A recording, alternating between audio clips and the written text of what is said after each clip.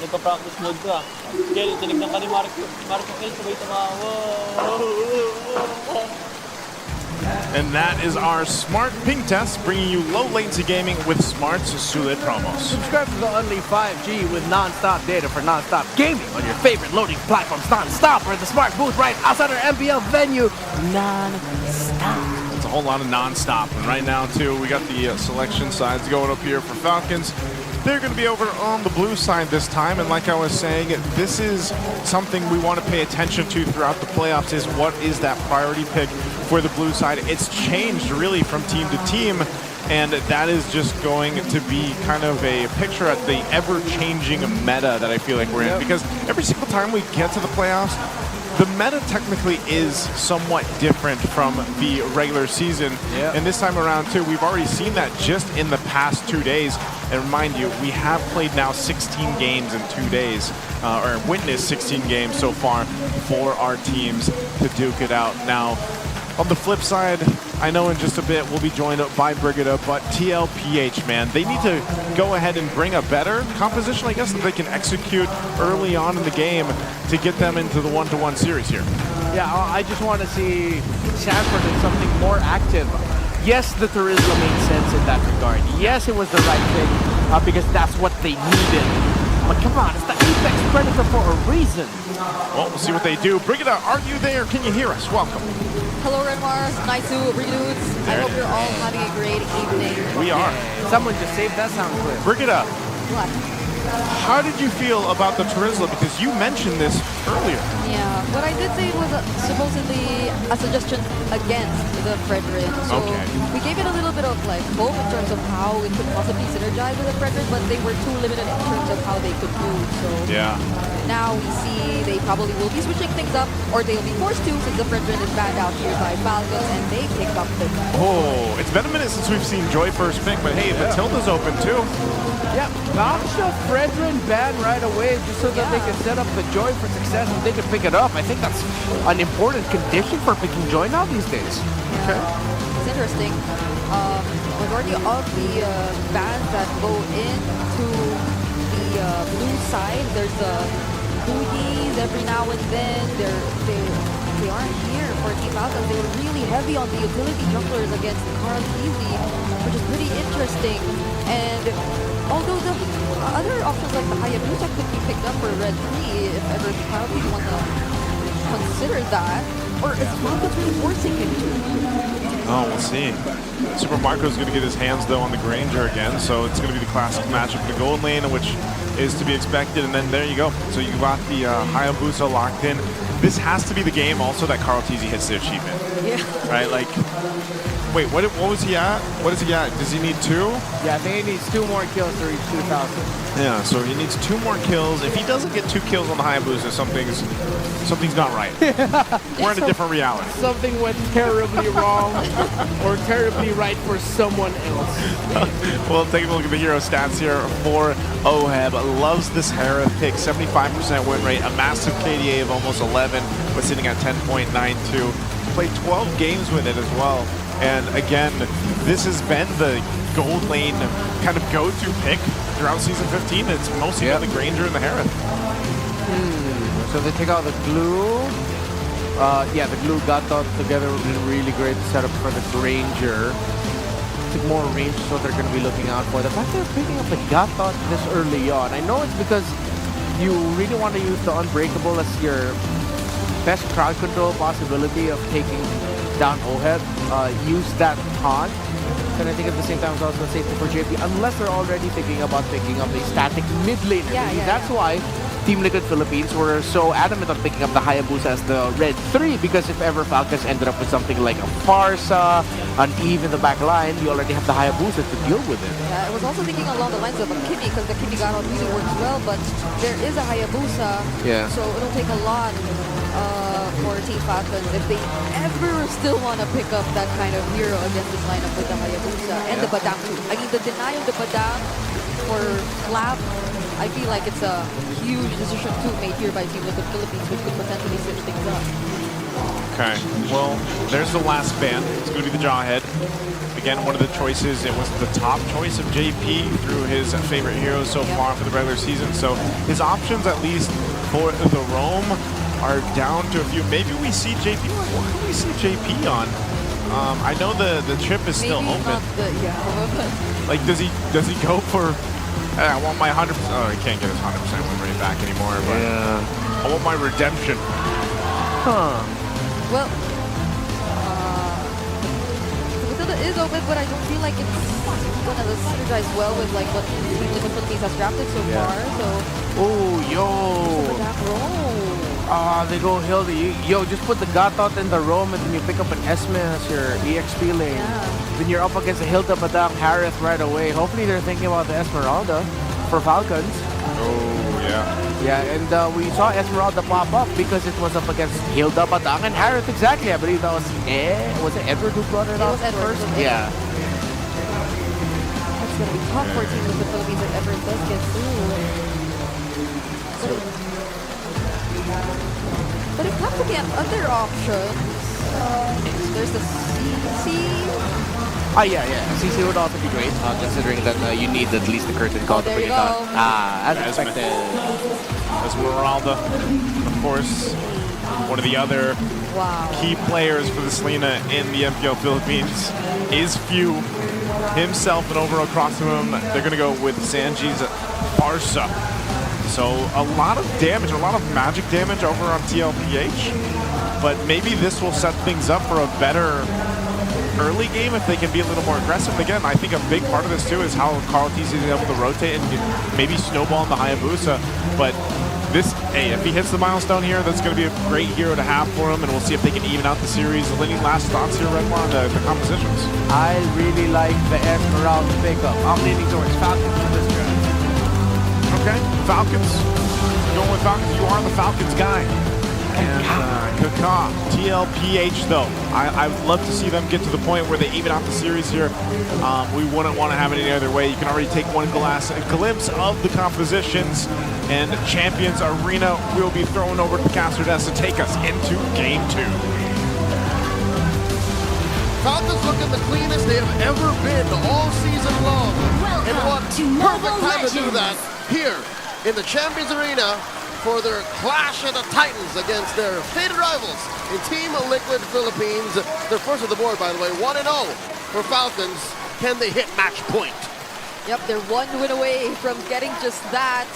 And with that Esmeralda pickup, we're really looking at how Team Liquid Philippines will manage all this. But it seems like it's by an aggressive rotation early on from Sanji on the Farsa, which, by the way, felt like a very confident pickup too. You know, you already saw the Selena, you already saw everything you're going up against in the lineup Team Falcons, even the Joy, but he still decided to pick it up. Yeah, you're talking about confidence. I mean, why would you not be so confident with your Selena? You're practically one of the first players to actually play it in a professional level. You know what I mean? So, and playing it still at a very high level, maybe around 7-8 years later. That's impressive. And you were there.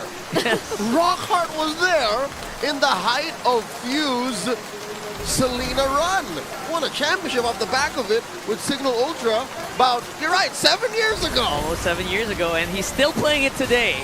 And people are still scared of his Selena. That's so, a goat father for you. The goat father. Oh my goodness. Look at that. 2 consecutive Abyssal Arrows connecting to the mid-duo of Team Liquid Philippines.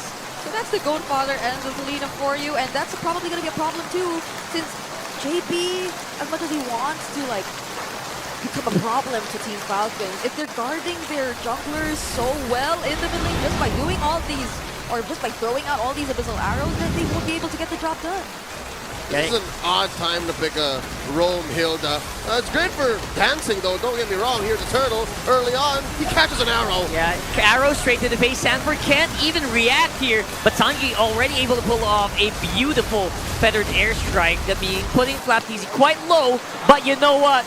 They're gonna be all good and all fine because they seem to be. Oh, not really. Carl Teasy, he actually went back. JP, though, walking out. Still here. And we fight. Yeah, we're keeping fighting. We're just going non-stop here. Because Falcons, they know that without Carl Teasy still inside the base, this Retribution Turtle is theirs. Carl Teasy closes it and cleans it all out. But Ogwen might have been overstaying a little bit. Good answer with the Helda, though. Oh, it's too much. Wait. The missile arrows, the falling star moons, all that while you're able to immediately eliminate Sanford. So there's no threat of a setup from Team Liquid Philippines because JP, he can only do so much. He just stands in front of everyone. He tries to get the information, but the setups are supposed to come in from Sanford. So what's the game plan here? Again, I'd hate to say it so soon, but 3 minutes in, JP's Hilda is feeling like Sanford's Teresa. And they're both for Liquid. That's tough to hear. Oh, but look at that, though. Oh, my goodness. Out of nowhere. Even if you couldn't really react to that, just pure unadulterated damage coming in from TL's duos. Yeah, that can be an angle for Team Liquid Philippines. Just really trying to go for all these pickoffs every now and then. Since Team Falcons, none of them actually have the Purify anyway. So if they're able to lock down a particular hero, which I feel like they failed to do as well in game number 1, given that the Teresa jumps in, gets to catch a couple of people, but they can immediately run away. So this can be some sort of change for Team Liquid Philippines heading into this game. Team Liquid Philippines still not letting go of the fact that they might go for a turtle here. 30 seconds up and JP's clearing bushes, keeping tabs on what, multiple heroes? I guess this is a good use for the Hilda early on. That's right. I mean, essentially the same usage with Selena today. As much vision as you can, but JP obviously can also tank in the middle of a fight. Problem is, he's not really tanking for anybody. Kyle Teasy he's trying to catch up on the goal. Oh but imagine this, you're JP, you're trying to scout so much information, but in turn it's Falcons who gets to constantly approach you and deny multiple green camps away from Carl Teasy. Fortunately, he's still able to make it to level 8, so let's see how this turtle fight goes. Very happy to just stay up on front. The LPH are still very confident that they can take this. Ogwen is going to have to be ready here with a good AOG because they have a very hard lineup to lock down here. Yeah, hard reset here for the turtle. Purple buff seems to be the call for Kyle Teasy first before anything goes. Clap Teasy holding on to that turtle, and yeah, neither team wants to go for it first because I think Carl is going to go for his purple then. That's a fair call because you also need to check the XP and the buffs as well. Yeah, no, this is a slow turtle take. Turtle number 2. Yep, Sanford's doing his best to try and block off view, but that doesn't change the fact that Flap TV's been holding this turtle for a while and he's been absorbing the shields that JP produces every now and then. But that bought enough time though for Team Liquid Philippines to get into position. Look at that. Baptizi's been in this turtle so long. He started to develop a relationship with it. And now, in the meantime, though, nowhere to be found is the Retribution. Kalti decided to just go for the turret on bar. Very proactive. Yep. They're like saying, hey, we're not going to dance anymore. We'll just get something that we for sure can get. Oh, my lord! Oh. And they already used a feather airstrike. This might be an opening for Falcons if they can make an arrow, any abyssal arrow hit. But again, they are just making sure that they don't die in the first place. Yep. Team Liquid Philippines did a great job at avoiding the AOG coming in from Ogwen because they could have potentially started out a fight in that moment, but none of them, or they weren't really complete, so it's probably just really being careful for now for Team Liquid Philippines, especially considering that the goal lead isn't that big just yet.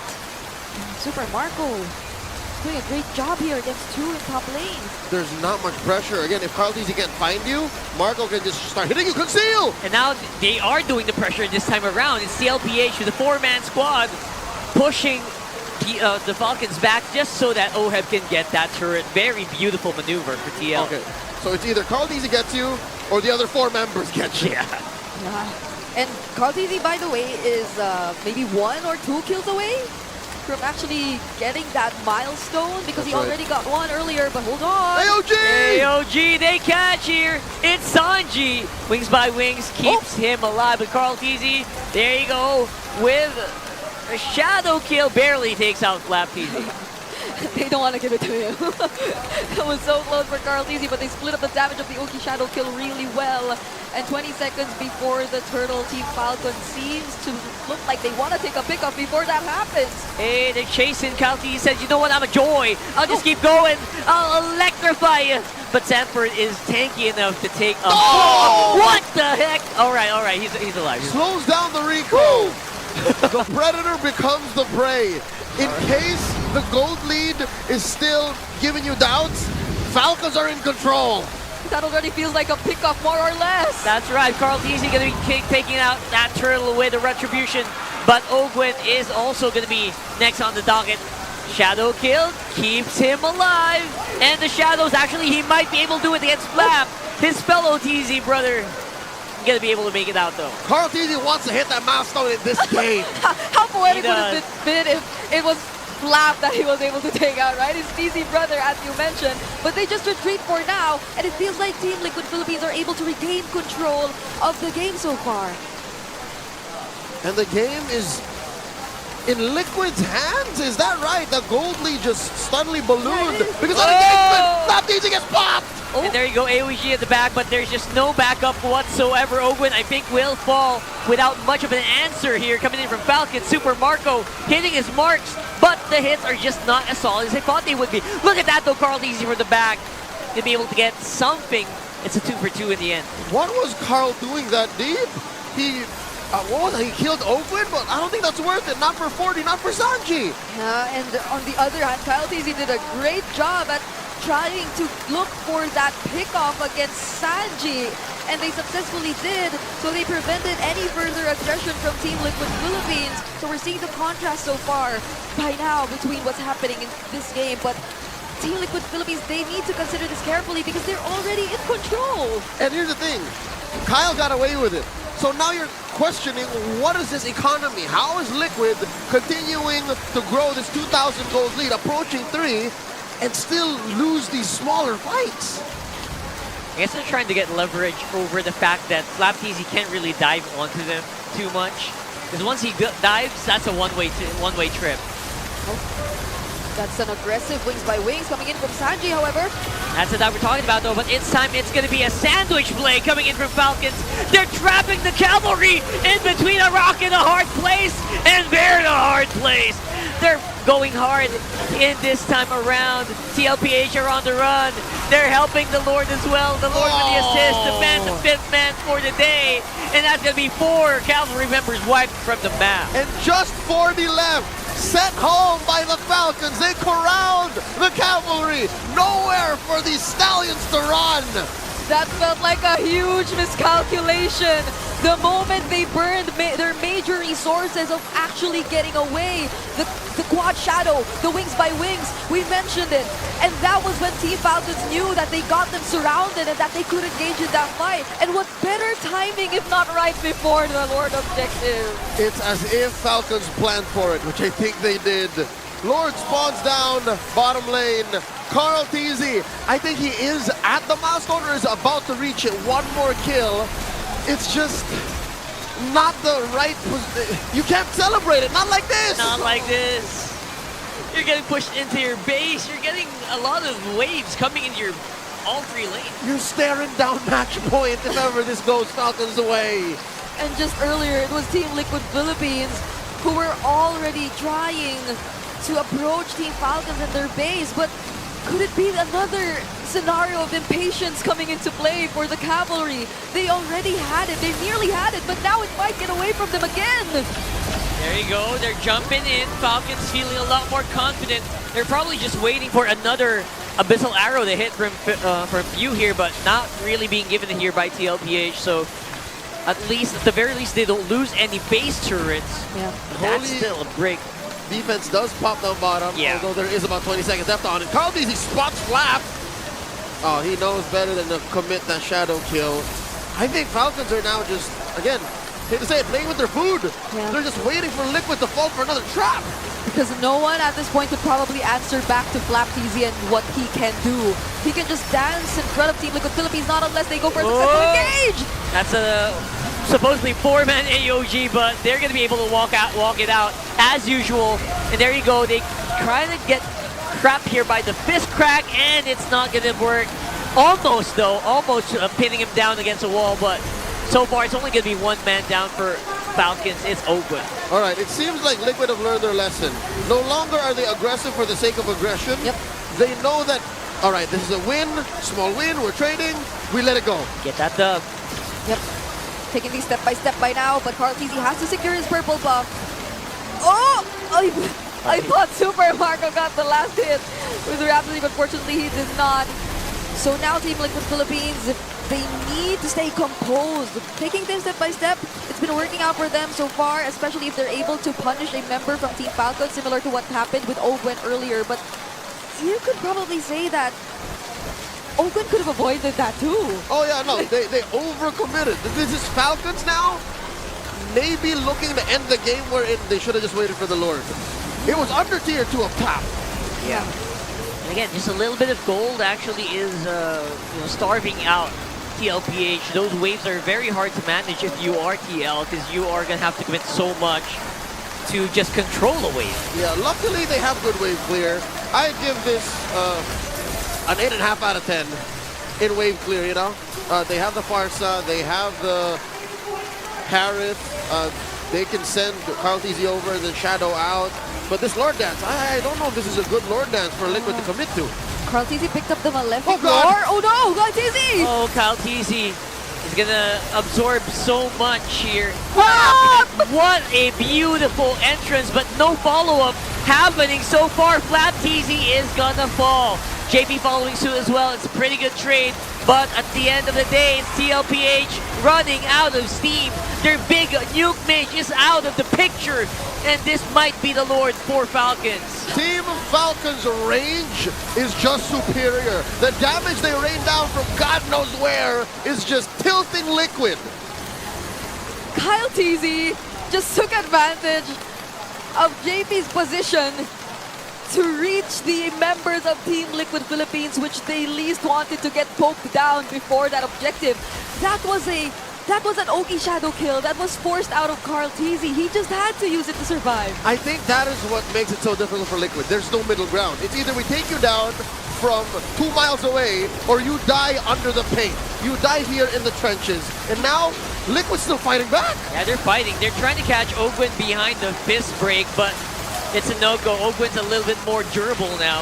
And Flatty's also helping him by diving into the big center mass of TL. And here's what's difficult. Liquid has no purifies. I wonder if Falcon is keeping tabs on that. For at least 20 more seconds, Falcons can just run through them.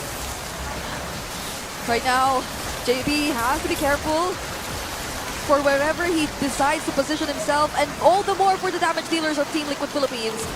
They might want to play around with the angles, especially as even the Abyssal Arrows, somehow they find their way towards Sanji, and it's very unfortunate that it does, but it's a really great job so far for Team Falcons, and there's the conceal! And they're keeping eyes on the Baby Cakes duo. He's one's on the left and one's on the right. You definitely keeping track of where Sanford is by hitting him with the Abyssal Arrow as well. But look at that. They're basically giving so much space for that Lord, and Ogwen just absorbing so much from that center mass. It's going to be Kyle TZ with the Lord though, and there's going to be the chase. Falcons, will they go for more? Looks like they are going to be able to get JP down. Immortality is going to be popped. Does he have the shadow kill? He does not. JP falling. OM though! Look at this guy! Look at this beast! He is not giving up!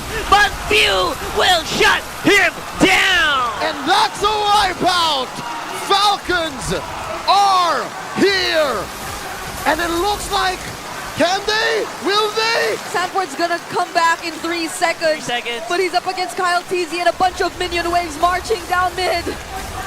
Not just any minion waves, it's a Lord minion wave on top as well. 9 seconds on the JP. Do they have the clear to deal with this? It's all on 40. The Apex Predator has to commit to a defensive lifetime. In comes Daddy JP. Here we go, it's a 2v1. Ogwen is pretty far up, but the Lord already has its sights onto the base. And here comes Ogwen at the very last moment. And OHEB will not be enough to stop him. We are at match point.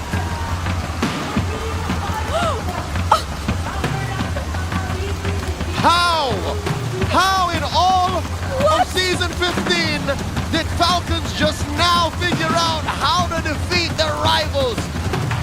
Titans of MOBB, Liquid are currently drowning in this series.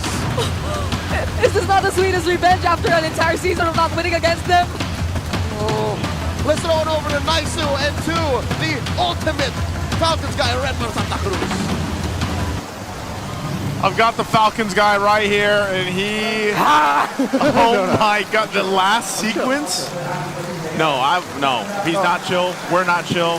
We were freaking out. The last sequence, what was that? What is going on? It looked like, okay, Falcons got that, but then suddenly Liquid, Oheb, what a freaking clapback. Almost got penalized there. But then suddenly, Kyle Teasy from out of nowhere to swing it back. I felt like that last team fight was just an excellent example of how these two teams know each other and the level of MLBB that we have to expect when going up against each other. Because TLPH, it was a back and forth for a majority of the time. Suddenly, Oheb woke up and they came in at the right time. Then the arrow from Fube, and then Kyle Teasy coming in at the perfect time there in the end with electrifying beats. These two teams were just so good in this game number 2, but Kyle Teasy coming out on top, 7-1 and 5. Yeah, 911 GPM. This Joy, it's been a while, I feel like, at least so far in the playoffs that we've seen the Joy picked up, especially first pick on that blue side. It was open, they locked it in. Kyle Teasy gets the MVP here, and it was that last sequence. And even the way, again, it was a Joy because you had the electrifying beats at the end. He was able to go ahead and clear up those waves and then end the game with that push there.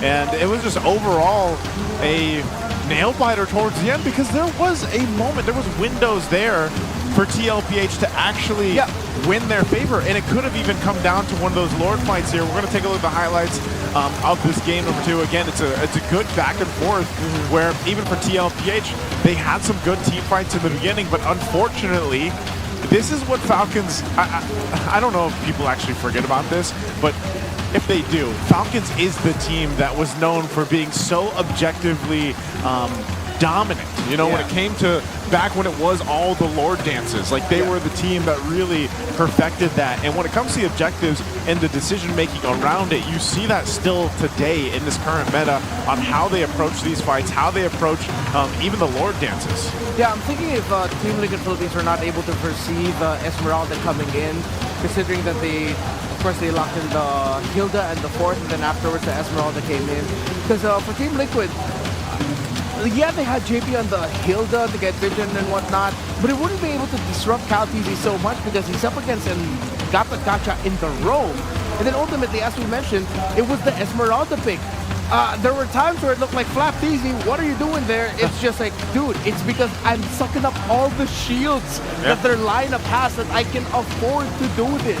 It's so easy for me to walk up, deal damage, front line, significantly more than I can compared to the Hilda on the other side. And this is the sequence we were talking about here at the end that was just amazing to see, you know, how this played out. That was the few arrow we were talking about. Kyle comes up, cleans things through, and it's just like, man, and then that last kind of push into the base was handled so well, able to clear those minions because of the electrifying beats with the Joy. So once again, look how close this is. I mean, even in terms of goal through it, it's a 17-minute game, but still, even down to that last end, you know, TLPH was basically in it. Yes, they didn't have maybe some of the best positioning, but they still had fighting capability with this kind of lineup, and that's why Falcons had to be so kind of cautious in choosing those fights. Yeah, Kyle Teasy was playing out of his mind. This Hayabusa, you can make a quick little TikTok video compilation of what Kyle Teasy did here just to show how good he was at the Hayabusa. Yeah, it was 4, 3, and 6. But those 3 deaths came in from Ogwen timing his Unbreakable Will at a good time, or him just really getting caught out before he could pop up the Shadow Kill, or expensing his Shadow Kill, shadowing out, but then there were members of Falcon waiting and ready to take him down. But he was fantastic in this game. Sanji as well did everything he could to position as good as he could against a lineup that has all the tools it can to make a Farsa cry. He still walked away with dealing almost 55,000 damage. So Sanji and Oheb did everything they could with what Falcons brought to the table. In the end, though, again, it seems like Falcons have just solved something or something clicked. Maybe it's because they're so battle-tested from yesterday against TNC Pro Team that they're just making a little bit more right choices, and it's not a significant gap. Team Liquid Philippines were fantastic in that game number 2. Yeah, they were. You know, you can't really just look at it that way and say, oh, it's match point now for Falcons. Like, TLPH played a great game too. It's just unfortunate that towards the end there, they weren't able to go ahead and win that team fight, because it could have really been something different.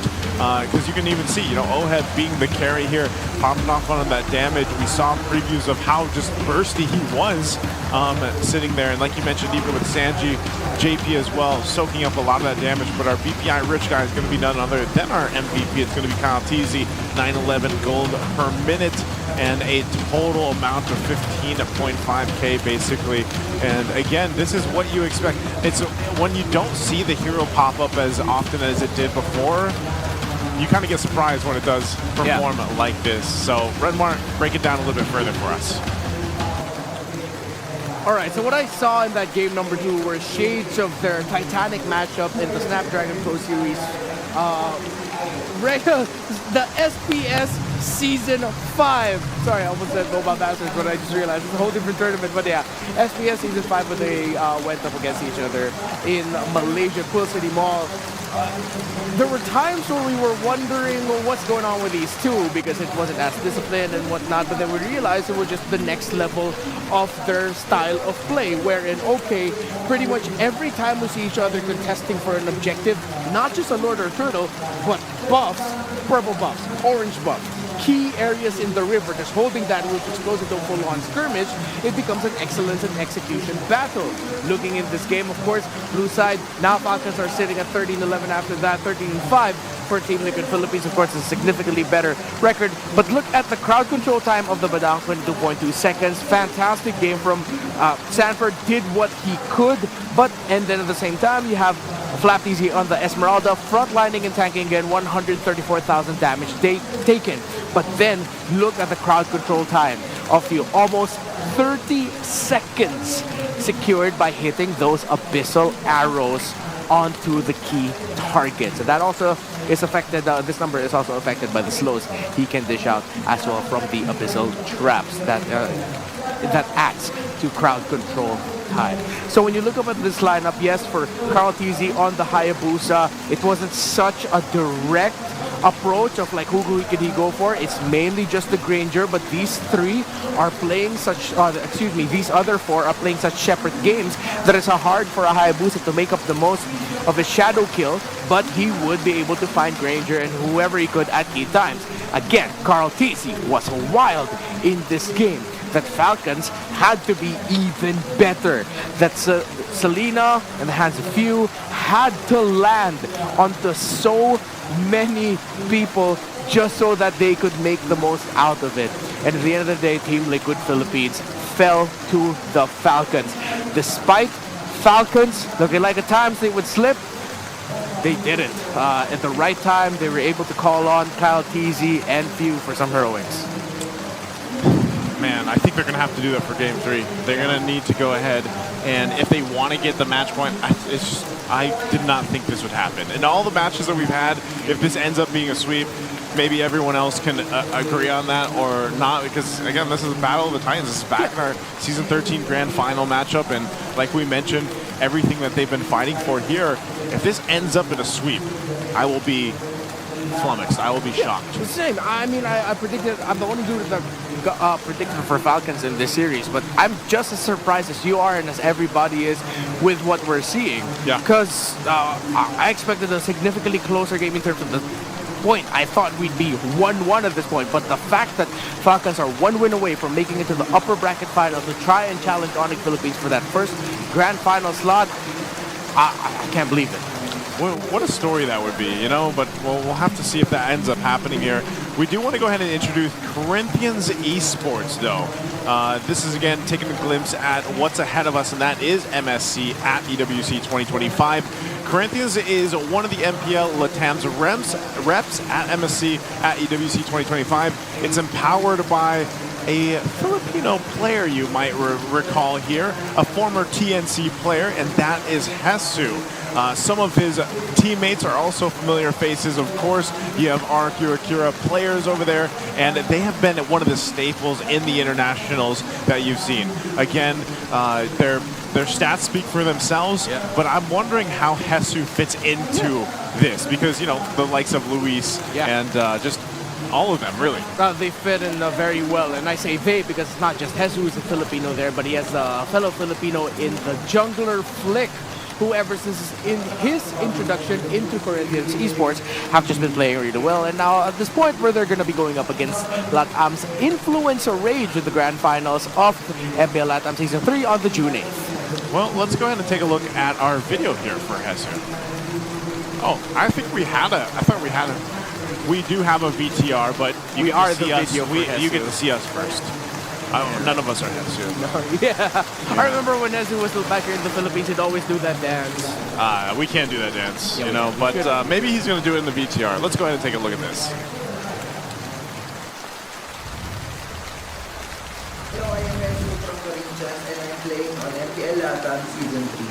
Sobrang saya ko po dahil nakapasok na ako ng MSC/EWC at paano ako na-recruit ng Corinthians, parang normal lang po. Nag-chat yung coach nila sa akin, tapos ayun, binigyan nila yung tiwala nila sa akin, tapos nag-pay off naman po. How is MPL LATAM different from any other regions that we've played in? Para sa akin po, ang pinaka-difference ng mga iba't ibang region ay yung culture nila at yung mindset nila kung paano sila maglaro. Yun lang po. For me, the biggest thing I had to overcome was the communication for the whole team. But overall, they made me feel welcome and truly accepted. See you at EWC Corinthians. How would you describe your team? For me, my team is very makulit, very mapag-banding, and ang turingan namin sa isa't isa ay brothers. Kaya madali namin nasasabi yung mga gusto namin sabihin sa isa't isa talaga. I'm closest to Fleet because we can make jokes easily because we're Filipino. But I'm also close with the three of my teammates because they also joke with me and I joke with them.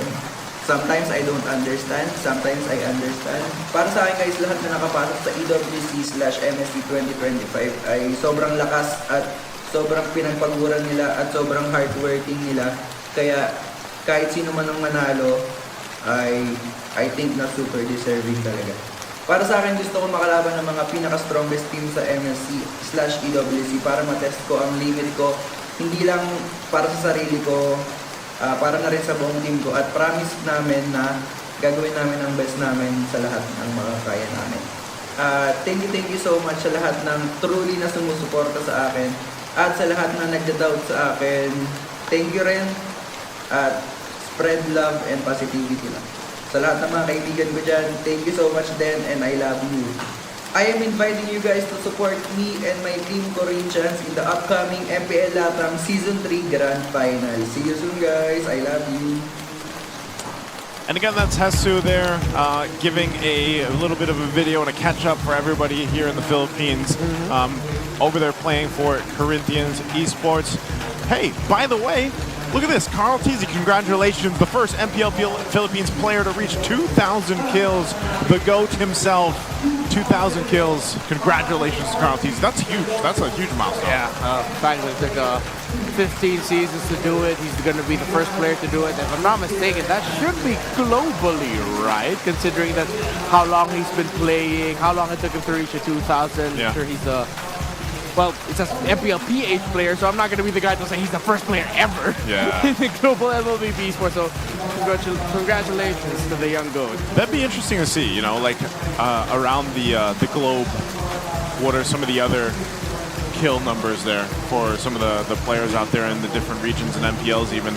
But again, Carl Teasy needs to go ahead and channel this milestone into Game 3. Like, you know, there's no way. I would be so surprised, and I know our entire casting desk would be too, because they were unanimous in their decision on what they were going for this series. And I would just be, kind of scratching my head if it ends up in a sweep. Like, what, you know, this TLPH team that we've seen through the regular season perform so well and get to the point that they've been in the playoffs, or getting to this point, it just seems like the disconnect is still there. Like, that's the biggest word that I can think of that's really sticking out to me from TLPH. And it's not that their drafts are like bad or anything. Like, the drafts seem to be rather, the idea is there, but the execution when it goes against what Falcons is bringing seems to be the problem here. I mean, okay, for me personally, when it comes to the drafts of Team Wicked Philippines so far, there always seems to be like one thing that makes you scratch your head, question it a bit. So That Charisma? you could think about it as like a bit of the weakest link, maybe. Yeah, number one would be the Charisma. But then again, in that scenario, it makes sense. Game number 2, it was the Hilda. Yeah. And then again, in that scenario, it made sense somewhat. A little bit less compared to the Charisma in my take. But yeah, as you can see, there's always at least that one pick that makes you go, huh. Well, for the side of Falcons, when it got to their last picks, in game number 1, it was Matilda, last pick red side. Game number 2, it was Esmeralda and Selena as one of the last 2 picks blue side. That made you go a little bit more like, oh, Yeah. I can see it. So you see the dichotomy there. So I feel like since I'm feeling something as simple as that, that's what I saw. That's pretty cool. It's Joey. Give me it. Oh, bro. Sorry, my train of thought just got. I love mascots and stuff, by the way. Well, you know what? You lost your train of thought. By the way, there's more there. Brigitte, do you see these big cosplayers over here? Yep, I saw them wearing their costumes right outside. That's a John. Is that a Johnson? Yeah, that's a Johnson. It's a Johnson. And then what's the other one? Was it a Beller? Yeah, that's a Bell. Wait, That's a Belric. Wait, no, it's not the Beller. it's not a Beller. It's Edith? No, it's Beller. Why can't I recognize what skin that is? Yeah, I mean, we're looking. Brigitte, you have the better view. But you know what? Let's jump into the draft here. It's game 3, match point right now for Falcons, and already the picks are coming out. You already got the Joy. You already got the Granger. You have everything you need. And over on the other side, Bedang and Harith over here for TLPH. It looks like they pretty much got what works for them again in the previous game right here. The Joy and the Granger once again in the hands of Team Falcons, whereas Team Liquid Philippines, they will be going for a similar trend as well to what we saw earlier. It's still the Harith Badam. So it's very likely that we'll be seeing a similar pattern for this game. Yep.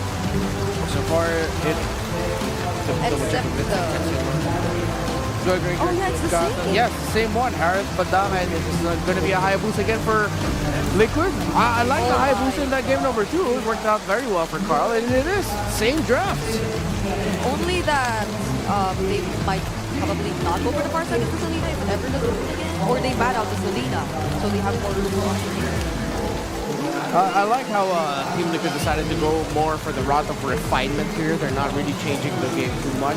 Because even they realized that, like, guys, we could have totally won game number 2. We didn't need to do so much there, so let's just adjust something. So far, no major adjustments, literally just yet, other than the fact that the Jawhead got banned before the low yeet did by Falcons. I don't know. What if TLPH just goes like... What were the other 2 picks that they had in the previous game? We usually have the graphic for that. For but- Team Liquid? Yeah. Hilda and Farsa. Hilda and Farsa, okay. What if they did the exact same thing? Like, would we still be scratching our heads? They banned the Esmeralda also. Okay, Esmeralda's taken out. Good. Yeah, like, what if they just lock it in again?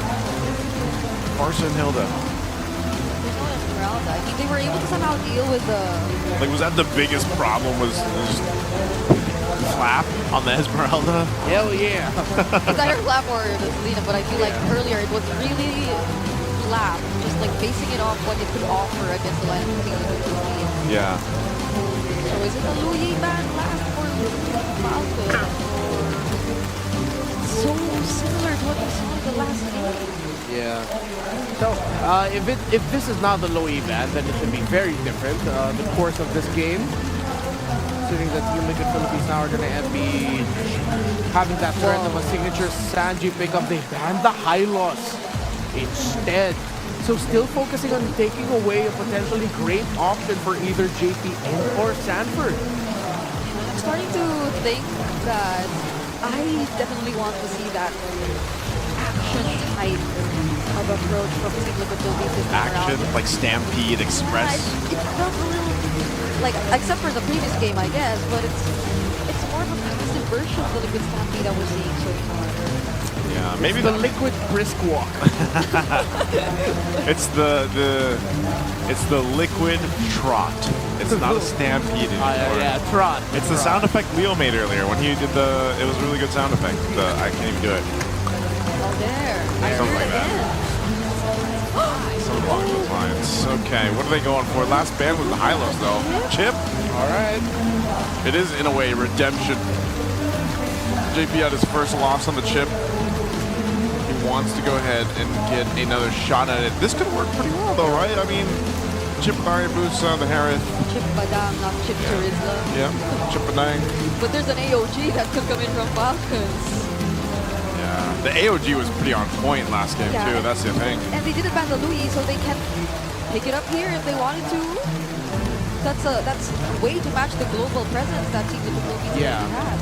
Plus, you're gonna risk giving the overload combo of Chloe and Chip, though I'm not the biggest believer in that. It does work at times. This time around, Falcons get the Hilda, and they go Selena again. So the only difference is the Esmeralda that was banned by Team Liquid Philippines is now a Hilda for Falcons. So what if it's nah? Because like if you get the Selena here, you would be hesitant to pick the Louis. Do you just go Farsa? I feel like they just go first. Yeah, like you just go far, like kind of out of options, just go to Farsa, but you changed it a little bit, so it's not completely the same. It's same, but a little different. Yeah. What do you think, Renmar? I'm you leaning happy? a little bit more liquid here. You're happy with it? I'm leaning a little bit more liquid here. I like the chip adjustment. They still went for the Farsa. Same diff. You're still going to feel Flap's presence, although it's not going to be as bad as it was in game number 2 with that Esmeralda. It's a little bit more manageable for Liquid. Comfort yet again. Yeah, we could be going to game number 4. Yeah, it's going to look good here. I think for TLPH, this is a little bit of a better adjustment, but still, the way Falcons has been playing is what I want to take into consideration here. Even as we look at the index, it's going to favor them a little bit. And I think one of the big things for TLPH is they got to shut down Super Marco some way. So we're going to throw it over to the casters to take us into game number 3. Let's see what they have to say. Liquid has the lock in. That's what I gotta say. If we want to see this go one more game and give the Cavalry what they came to see, then they have to make the most of this very good draft. I'll say that much. Welcome to the desk, folks. Please bear with us as we figure out exactly how to give the players the best experience competitively on stage so that they could entertain us to no end, to the best of their abilities. My name is Leo. We're here on desk with Rockhart and Brigida. Yep. Carl, a minute. We have to talk about this a minute. How do you feel about Liquid's draft? Liquid's draft feels like it's trying to maximize still Carl Tizzy, right? That's Carl Tizzy having more freedom on the Hayabusa. Hayabusa has been consistently banned out against Liquid for a few of their games as well. So I feel like if they can really enable Carl Tizzy here, they might be on something. And again, it's a little bit different, but it's essentially the same as the previous game anyways. It's a good draft. I don't see it doing anything bad, nor it failing on any fundamental level. Brigida, what can you say about Liquid's play? Because Naisu did mention Falcons is off the chain hook tonight. Is Liquid off? Are they the ones who are down? We did observe a couple times where it didn't feel like they were in sync as much. They weren't as coordinated as how you would expect the Liquid Stampede to operate whenever you watch them during the regular season. And it's probably also because they wanted to try out too many things. You know, for the first 2 games, they've been introducing some interesting approaches to playing the game. And I'm not entirely sure if it's working because they might have practiced this, but we don't see the value. To put it into numbers, 3 games. Holy, whoa, hold on. Ogwin. Already popping the Revitalize. What? That's early Revitalize being used by Ogwin, and Carl Tizzy doesn't really have any electrifying beats yet, so he's going to try to see if he can maybe fight Carl Tizzy without those shadows, those OG shadow kills. All right, tranquilo. All right, welcome to game Tranquilo for now, though. number 3. Fight's just about to break out once again. Everyone's low. Wow. Okay, hold on here. Yeah, they seem to be very at each other's throats at the very least. Okay, a minute. Let's digest the emblems here and talk about why Liquid is so gung-ho to experiment. Sanji getting hit by few here. Might be forced to go home. 37 unique heroes to 51 for Falcons. Yep. Suddenly, now you decide to experiment? Right, and it's been Falcons who, like, even way back in the regular season, they were the ones to use the thumbs and all that, but they were quick to adjust back and go to their old ways if they feel like it's not working. And same with the Philippines, that might be one good option for them, considering the outcome of the entire situation right now. And that is what we're probably seeing with the way they draft, or the way they drafted their lineup. Only that, again, you might be another X factor here in the way he's gonna stop JP. Yeah, those arrows hitting the targets properly, definitely big X factors here for Falcons. And they're able to just push back the rest of TLPH, at least for now. But JP doesn't really have the shortcut. I don't know why he's up on front here. Maybe just trying to see if he can tag Flapteezy. Flapteezy not on the Esmeralda this time. He's going to have some firepower in the early game. He's doing a great job at poking down JP. And there, they can just keep going at it. Oh, it's actually Few who gets the turtle with collateral damage here. But that will result to a bit of a bad scruffle here for Falcons. Using the AoE just to push them back. That's Ogun for you. OG thrown in the way of Kyle Teasy and the rest of Falcons. So Ogun sacrificing himself for the sake of his cores. I mean, they're happy with the turtle. They are. But that's an exchange of two bodies. Flapteezy and Ogun went down in the hands of Team Liquid Philippines, and two assists. 2 assists for Carl Teasy. It's actually Sanji who got both of those kills, so this might be a good sign for them in the early game. Oh, there you go, feathered airstrike. The last hit will actually connect into Few there, which is a really good sign here from TLPH. 3-0 so far. All right. So far, Liquid is pulling a clear mend. They're clearing out all the dandruff, all the flakes, all the kinks of their gameplay, and I hate to say that it's coming at the cost of Falcons getting messy. Yeah. It doesn't feel like Falcons were able to think through the way they approached the first objective fight, and this is probably Team Liquid Philippines remembering how it is to actually go for the objectives. The turtle control percentage, again, they're top 1 in terms of that, but we haven't seen as much in the past 2 games, but now we're seeing finally that same form from Team Liquid Philippines. They just have to keep this going. Yep, an average of 1.97 turtles per game. Chalk it up to 2. So that means they're at least guaranteed 2 turtles per game, no matter who the matchup, compared to Falcons 1.67. So it's already weird that Falcons started off with that turtle take. Few got it off of a random trap pop. Another turtle spawning up top. How about this gold lane? It's not about this gold lane. How is Marco looking like at OHIP? Because OHIP's trying. I feel like series all along, always been trying. He has been, but this is Super Marco, who ever since yesterday has been constantly getting the BBI rich guy on the Granger. You know, so I feel like he's way too comfortable with the way he's able to play the Ranger, be it in the laning phase, be it in the latter portions of the game. And so Team Liquid Philippines, at least for now, they don't get to worry about that as much. And fortunately, Sanji is 3-0 on this Farsa, so they have ways to deal with that. A little bit more time for those gold laners to get some items. Farm up, but for now, Turtle Dance. Falcons en masse here on site. Oh, Sanford, I think they saw he already used the fist break, so that might be a bit of a go signal here for Falcons to keep the pressure going. Gonna try to contest maybe here, and they're playing on the Zaman Force. Shortcut is also active. Whoa. Carl Teasy is gonna be the one who takes the turtle alongside Ogwin. Oh man, Liquid Philippines smelling any sign of weakness, crack it down, but this does leave Marco to push down bot. Yep, more pressure coming in from Sanford. This time around, hitting those fist breaks, make sure that he's able to push back Falcons at least for now. And TLPH comes out on top, 1.4K gold lead. It's different now that OHEB is finally able to join in. Of course, yes, at the expense of their tier 1 down bottom, but I feel like Team Liquid Philippines, they're happy with the way things are going. Sanji is really activated right now on the Farsa, 301, 100% kill participation so far, and you can pretty much assure that they can create a lot more space compared to the past few games, and that's just by looking at Sanji, not even what JP can do with the chip. We haven't seen as much just yet. They did call up OHEB for that turtle fight, so we expected it to be a one-on-one gold lane for them to just, you know, stay there, duel, but they called in the Baby Cakes. Baby Cake served it up. I'd reckon if they ride that wave, yeah, they could come back into the series, but we'll take it one step at a time. One more turtle spawning, lower quarter. That turret made up for down bottom, so it's a turret apiece, 6.5 minutes in. The fact that Carl Teasy is playing more disciplined now is making all the difference. It really is. I feel like they're able to just really get into focus, especially on Retribution, so they're getting the objectives at the very least. It's 1-for-1 though. So we'll see if they can maybe get more kills after this one, because that seems to be what they're really good at here. OM removed from the map before he can actually do anything in the team fight. There goes Carl TZ with that shadow kill, and it's going to be a 1-for-1. There's not a world where that's worth it. Clap TZ for OHIM.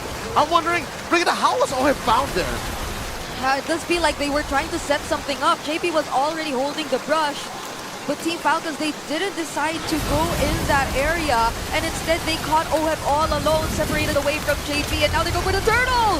Yep, it's going to be a Carl TZ turtle, but the collapse is really strong. Basically, TLPH throwing everything but the kitchen sink. And they got Kyle. They lost out on the turtle, but they got Kyle. Okay, seems to be pretty worth it. They're getting ready to maybe dive in behind this turret. We're looking at Sanford. Is the fist break gonna come in? But no, it's shadow kill from Carl TZ first. He finds Few solo, but the timing is off because there's no wave that they can convert for in that mid lane tier 1. They're gonna go for this purple steal though. Did he get it? I think he he did. got it, yeah. He retreated. They're gonna settle with that. Oh, but Kyle TZ able to get information that there's someone around the orange buff. But this is indeed a very well-balanced performance we're seeing from Carl TZ. Just the right amount of discipline and aggression, and especially when he sees that Sanji is able to poke someone down really low, and that's something he's really capable of doing at this point. Also on the lethal ignition, so you could expect the amount of damage to be really felt by both you and Super Marco. At this point, you have to look at where the attack is going to come from here if you are Falcons. You have to be very aware because you have to prepare for the fist break, right? Once the fist break comes in, you don't really have a lot of flickers to use, so you're going to have to walk. So look pretty attacked. No flickers, no purifies. Everything that you're gonna do to get out of Liquid's engagements is something proactive. You have to skill check your way out of a Liquid stampede, which has been slowly been ramping up. You know, the wind up is there, we're seeing it. And it's coming off of the back of JP's controlled approach, off of Sanji's killer instincts, and of course Carl TZ's discipline. We're waiting for OM to come online. It's a slow start for the Filipino sniper. Yeah, and it's nice to see that while they're waiting for that to happen, it's that they know they also have to take the necessary objectives. They've been taking away turrets from Team Falcons, and that hasn't been happening for the past few minutes, but JP's low! JP is one tough cookie. Just now he's using the flicker after so many skills have actually been thrown at him. He refused to use a shortcut. It's not time, he says. It's not time. Not yet. Exactly. Yep, Carl TZ already pushing up the waves up top, so that's a lot of pressure for Team Falcons, especially as they've already positioned themselves in the Lord the Lord fight that's about to happen here down bottom. Okay, little known technicality here. I love how JP's using Chip's passive. Yep. He took a lot of damage and then walks away. Walks away for like 5 seconds like, guys, I'm back, I'm ready. He has a passive Guardian Helm. Yep, the chips. He needs to eat the chips, and he can immediately get back and position himself for this upcoming objective. They also have to take note of the portal that's right next to the Lord, but Ogwen's watching it carefully, so JP cannot take advantage of that. They also put a trap, so they know fully well the capabilities of a chip, so they'll have to look for other angles if they want to start things up. But just the same, the counter punch is scary if you are Team Falcons. Slow and steady the approach of these Titans are towards victory. Oh, there you go. A comeback for Liquid and a dominant finish for Falcons. So far, Liquid first to the scene here. Lord of half health concealed. Yeah, they're starting it up. They see the HP bars and they are getting ready to fight. Wait a second, there's a shortcut behind them. Super Marco is removed by OHIM, but that's gonna be gold for gold. What's the 4v4 gonna look like here? A Liquid split stampede.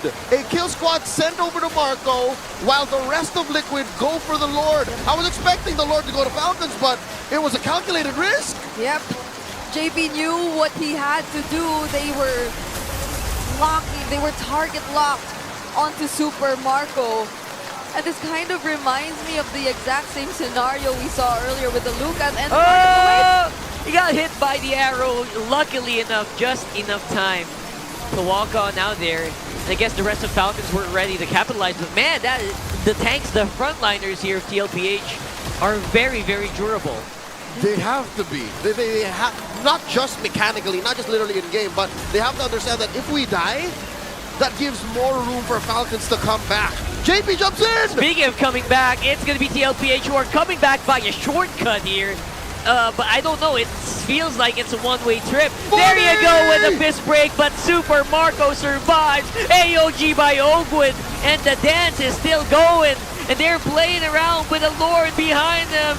Sanji with a feathered airstrike, unstoppable kill on the flash. Better late than never. A delayed feathered airstrike. Every salvo made count by Sanji. And Carl Teasy was able to use the Yogi Shadow Kill on the right targets too. They spent too much time trying to take down Sanford, who got to somehow dodge all the ultimates that were thrown at him, and now TLPH might go for the push. It's a big nuke being thrown by Sanji here, and Oheb will go for the coup de grace. Oh! But oh my goodness, they actually took way more damage than they should have.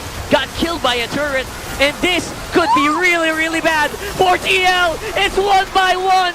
3 go down for the cavalry. Kyle Teasy swooping in like a birds of prey, taking down 40 and Sanji, the Sansan duo, out of commission. Uh-oh. As they have a wave and there are 20 seconds left before 3 members of Team Liquid Philippines come back. They're definitely going to take a base turret away with them. Carl Teasy will do his best to defend though. Nice clear. Okay, he gets to clear the wave. That's all he needs to do. JP is up on back. Looking for an opening, but nope, not going to be given here by Falcons. Falcons don't know, so JP just waited there just in case. Because look, the rest of Liquid just respawned 2 seconds later. If Falcons stayed a little longer, JP would have come in. Yeah, someone was going to go down there for sure. They also probably sensed it, right? There are just sometimes when you say so alert, you see the eye trick, that there's probably someone who has vision of you in that area, so they just played it safe, went for the recall, and did not decide to engage any further, especially considering as there's 5 more seconds left before the next Lord actually spawns. So they have to fight for this, especially as they kind of balance out the map, but it's still Team Liquid Philippines who exposed their base turrets already. So far, Liquid have a solid hold on the top half of the map. That's where the Lord is. Wait, that's a shortcut. Big shortcut here on the jungle of Falcons. That's few going down. Where's the punchback though? Where is the revenge? It's Carl Teasy going down. Shadow kill perfectly timed by Carl Teasy. And JP will be able to survive with the immortality, but not for long. Super Marco still is back in some punch. Abdo dominating the gold lane opposition. Baby Cakes is back! TLPH wiping out Falcons! Sanford's gonna clear this minion as they slowly approach the mid lane. They have a wave. Few's gonna survive, but he's the only one who can defend. There's gonna be a pretty fast blitz here for TLPH. Even Few can't stop it. We're going to game 4. Finally, Liquid Philippines are on the board, 1-2. The other half of the Champions Arena come alive. Still a do or die, but you see how activated they got. They cannot let go of this game. They do not want. Ladies and gentlemen, let's throw it over to Nicer and Red Bar to talk about game number 3. We needed it. I know you guys mentioned the other half of the arena rose up. It's been a minute since I've heard the let's go liquid. So here we go. They're ready. They're excited. Maybe we are going 5 games again. Yeah, I mean, at the end of the draft, I said it's like there's just nothing on the line of the Liquid right now. This is much better with Flap's role significantly diminished. Now Hayabusa on Carl Teasy gets the MVP he wanted in game number 2. He gets it here in this game number 3. Deathless now, 6-0-6, a little bit sharper, a little bit more disciplined in the timing, and it was just that little bit of adjustment, self-checking was all that Carl Teasy needed to bag the MVP here. A perfect game. Yep, perfect game for him. Definitely needed it, and again, very fitting after we just went ahead and congratulated him on the milestone of 2,000 kills for the MPL Philippines, the first one for the MPL Philippines. comes into this performance and pops off. But a lot of that had to do with how things set up early on as we take a look at the MVP highlights here.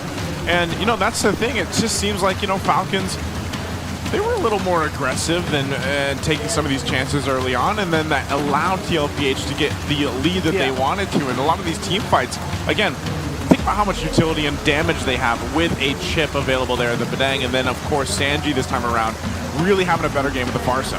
Yeah, in the first 4 to 5 minutes, it was really just small margins of differences as to why TLPH would win fights against Falcons. And again, those little moments of just, all right, let me just ease up a little bit. Let me be just a little delayed with my entry. All right, let me just conserve a dash to sidestep instead of going in for the chase and trying to secure a kill, being aggressive. It all worked out for TLPH. They started it off 4-0.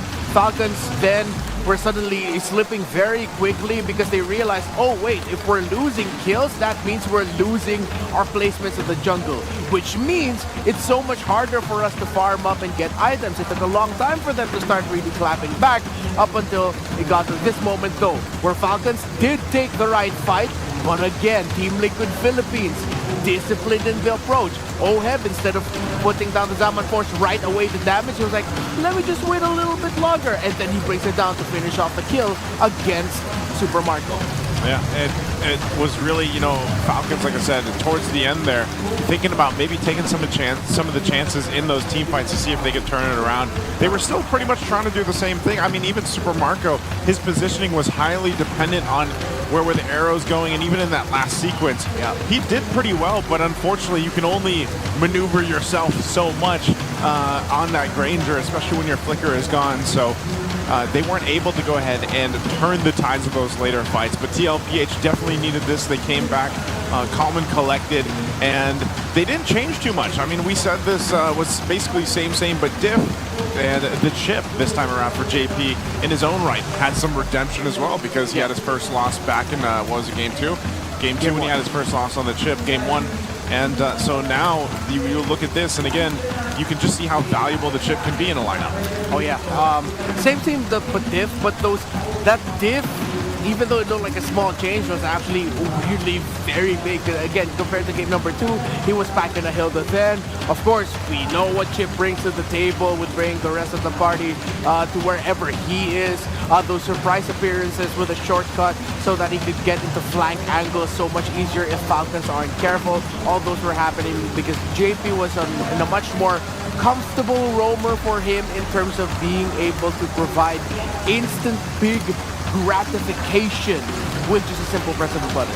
Yep, and so we're going to take a look at the big 4 stats here, and of course you got Carl Teasy though twice to carry, and of course our BPI Rich guy and Sanford. Really, that was a big difference. You know, that was that minor change through the draft too, played dividends here, and you can already see for Carl Teasy's BPI Rich guy, it is nonetheless going to be that Hayabusa performance. The GPM 824, 12.2, 60 gold here for him, and yeah, that's usually the trend, man. If you get to do the Hayabusa and you get scaled up really quickly, you snowball. So Renmar, how exactly they achieve that? All right, so let's start off from the beginning of time. Not really the beginning of time, but the beginning of the game, where, of course, Falcons looked like they were, you know what, all right, we're very confident here. It looks like we'll be able to sweep up our longtime rivals and go on to the upper bracket finals. So then they were slipping a little bit in the discipline. They were taking small missteps that eventually turned into big investment, favoring Team Liquid Philippines, which if you look at the red line here representing Team Liquid PH, those little wins, those little kills, those moments where Carl Teasy would be getting kills, all eventually ranked up into an even bigger gold lead. For Team Falcons, the gap never dipped so much, but they were losing presence in the map so quickly, because again, if they start dropping bodies and then they start losing positioning in the map, that's so much space for a chip to take over. And the lineup it's paired up with a Hayabusa, a Badang, and most importantly, the key pick here is that Farsa to really expand your domain, considering with how much range a Feathered Airstrike has, then it's deadly for Falcons to lose the way they did in the map.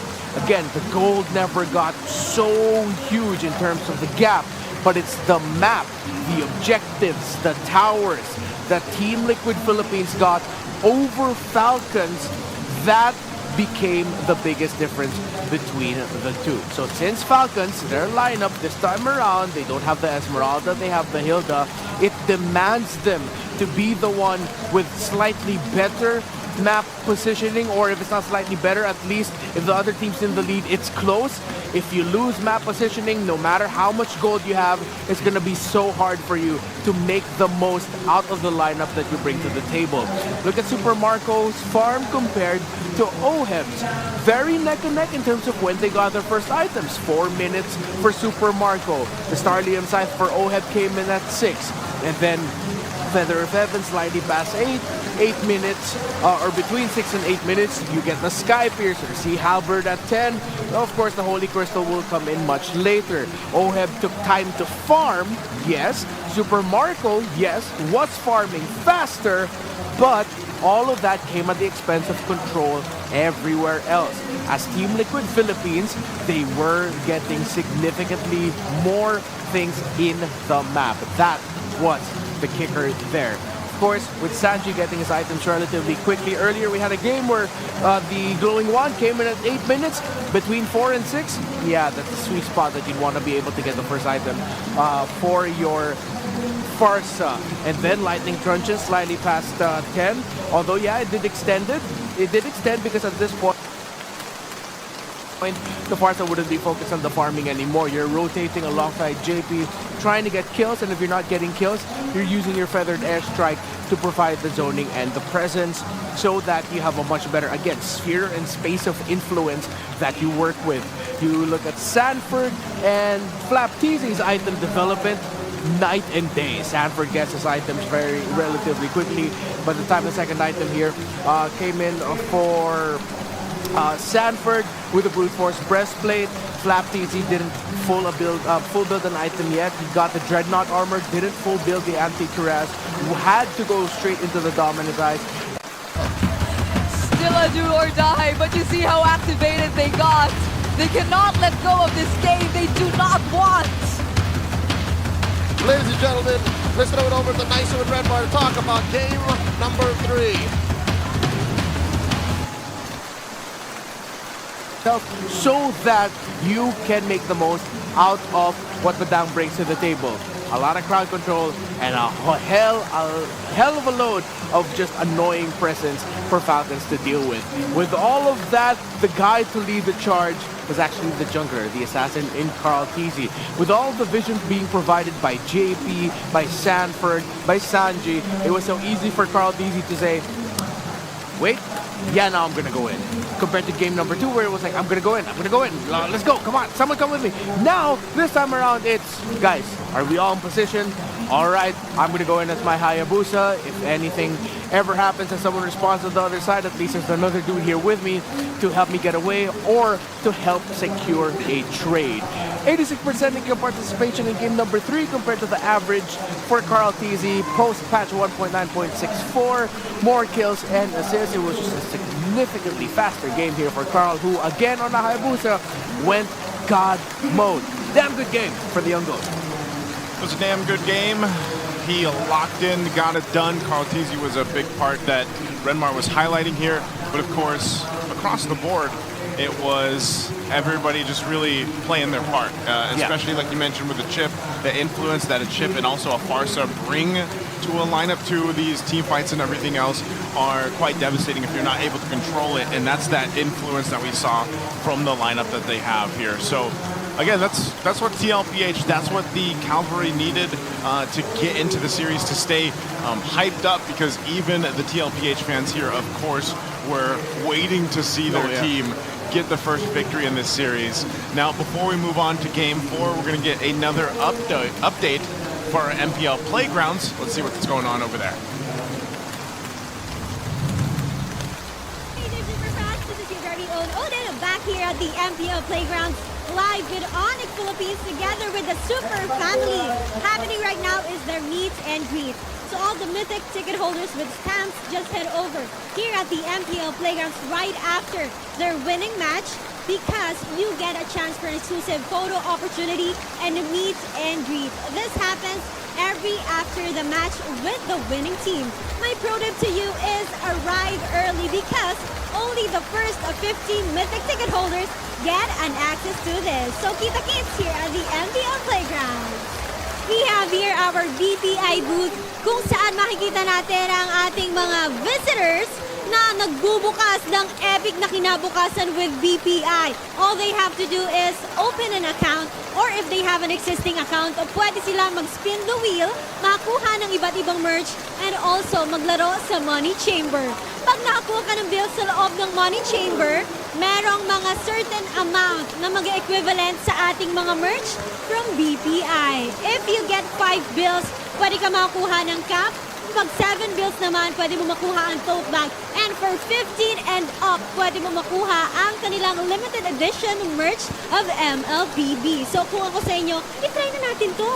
Dahil dyan, ako ay nanalo ng t-shirt. Ay, thank you dalawa. Oh my, totoo. Oh my gosh, thank you BPI. I love my epic na bukas with BPI. Welcome to Mobile Legends. A few steps before we enter the battlefield, the Champions Arena. And I don't have to tell you why, dahil the wall says it all. Kung bakit nga ba Champions Arena ang itinawag sa atin. On this side, makikita natin ang MLBB World Championship titles na hawak natin. At from M2 to M6 lang naman ay nasa Pilipinas. At hindi lang yan, dahil sa kabilang panig ng ating wall, makikita natin ang mga super fans na patuloy na sumusuporta sa MPL Philippines. So kung nanood kayo ng regular season, kasama niyo mga friends nyo, ang iba't ibang super fans na mga teams na sinusuportahan nyo, hanapin nyo na ang inyong mga faces dahil ganyan namin kamahal ang mga fans ng MPL Philippines. At eto na ang Champions Arena. Sino magcha-champion sa MPL PH Season 50? Onyx po. Onyx po. Wow! Pareho sila. How about ang mga representatives natin for MSC? Aurora po talaga para sa akin. Onyx pa rin po. Sino ang champion nyo for MPL PH Season 15? LPH. Onyx. Onyx po. Sino ang MSC representative nyo apart from your champion? Onyx. Aurora sa akin. LPH. Wow! We're here at the showcase sa jersey ng ating mga players together with their signatures. Makikita nyo dyan ang ating 8 teams ng MPL Philippines Season 15. If you're a ticket holder, pwede kayong pumunta dito at magpa-picture.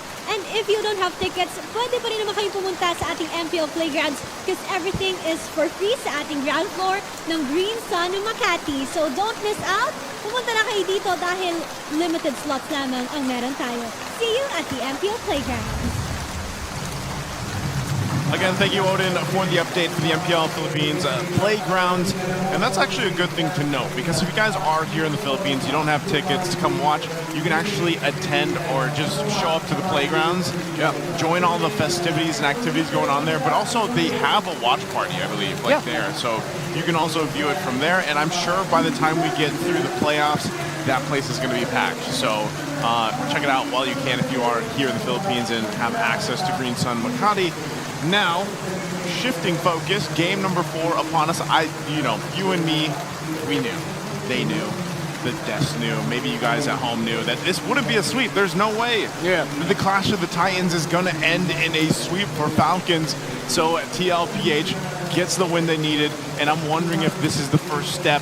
It is the first step to possibly a reverse sweep. Yeah, man. I say. Like I am a Falcons guy. If you told me the series would end in the sweep later, I'd be like, no, I demand a recount. Even though I don't know what's gonna bring to the table. So I look at the regional jungle rankings. So from MCC to MPL Latam, these are the rankings globally. Kyle TZ in terms of the average kills is ranked on the lower end of the table, but of course it's widespread for the data that we have. A varying amount of games played.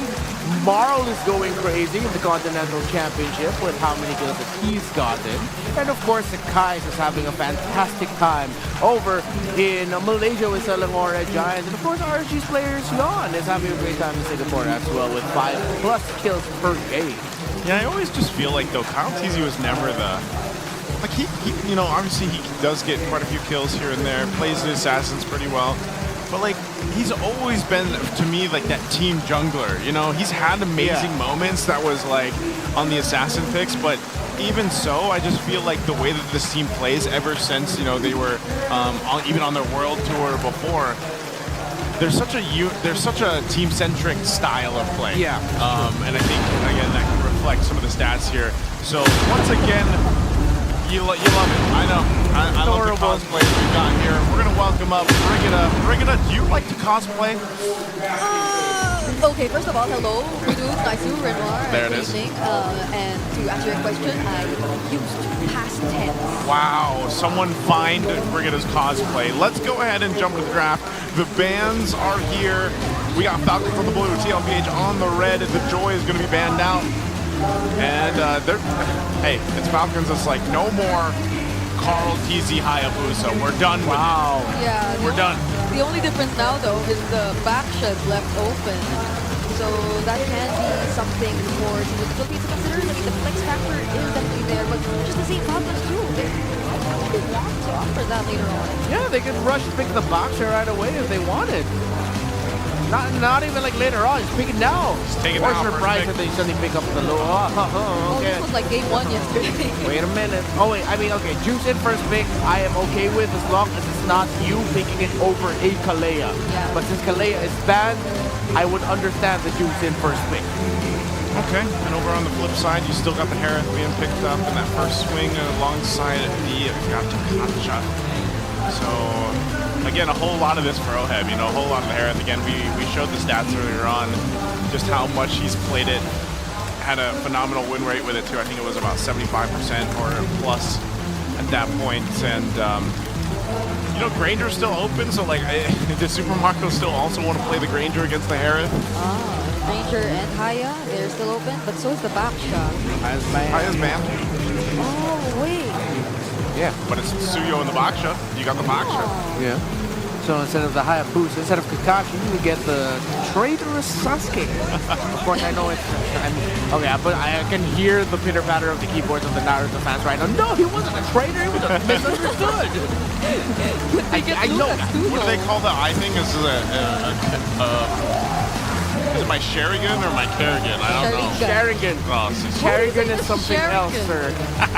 You take that from the hidden village to the stars. so wait, what is it called? Sharingan. My Sherigan. Isn't that the funny eye thing? Funny eye. You're really gonna call it. Now So I'm really getting the keyboard warriors. Yeah, you are really was pawning the ire of a bunch of Naruto. Look at this boomer Naisu. Funny eye thing. Hey, didn't you mention you would try watching it during the break? Yeah, I guess how many I got watched, Rick? What? One episode. That's right. What was that lull in silence? I was just waiting for someone to start speaking. I'm trying to take down notes and trying to see. I'm trying to cross-reference my data for a prediction here. So. Okay. Come on, bring it up. It's been one episode only Hey. for Naisu. To be fair, we are now entering our 18th game. Yeah, Oh. 18th professional game of MLBB in 2 days. In 2 days. Wait, is it the 18th? Yeah. Oh no, you're right. This is game 4. It's 19. 19. So, see, I don't even know how to do math anymore. Now they're taking out some heroes for JP. Yeah. I mean, if ever things go wrong here for the draft in Team Liquid Philippines, they do have the gotcha that they can put into JP's hands instead. This Lucas can go either into the XP or jungle because it no longer has to worry about the matchup against the Phobies in the EXP lane. If ever they're not feeling it in the jungle, they put in the XP. But considering that it's only a box of Suyo Juice in your Suyi, I think that's already locked in for Carl TZ with the Lucas. So for the Sanford pick later on, Whoa. there it is. They go ahead and pick up the glue considering that they're going to be going up against a boxer, that there's instantly someone that he can latch to. Never mind, they pick it right now. So there's the Glue and Super Marco. For the last 2 bits of Team Falcons, the Granger is still available if he does want to consider that. A pretty standard matchup we've been seeing all series long. Yeah. There's I think it would be the Granger. Yeah. You might, like, what else are you going to do against the Heron? You know? Kimmy. Yeah, it's like no one's surprised. No one, 109 times picked. Bro, That is a lot. no, at this point, no one's surprised. It's Granger Harris. So Granger Harris comes through. And now this last pick, this can, okay, it's CC. CC is actually still interesting that you guys did mention this also earlier on. Oh, Why no. people were reacting. Oh, it's The Eve. It's the Eve against the Baksha, against the Jushin, which was commonly picked against the Jushin way back. This is looking really good for TLPH, I'd say. yeah, same. Yeah, I'm leaning there. They wrapped up their draft. Their last 3 picks are really good. We might be going to our 20th game in 2 days, and I wouldn't have asked for anything else. Guys, if that's the case, we have to take a photo. Yeah. Like all the 20 gamers. Oh man, we're gonna get there. Let's take a look at the index here for both the teams. You guys can let us know once again in the chat who you think has the better lineup. Are we going to a Game 5? Are you guys excited for another Game 5? We'll have to get through Game 4 first. We'll see if Falcons still sitting at match point can make it happen, or will TLPH get things together, and will it be the case? Let's go ahead and throw it over to the casting desk to take us into Game 4. One win away from going all the way.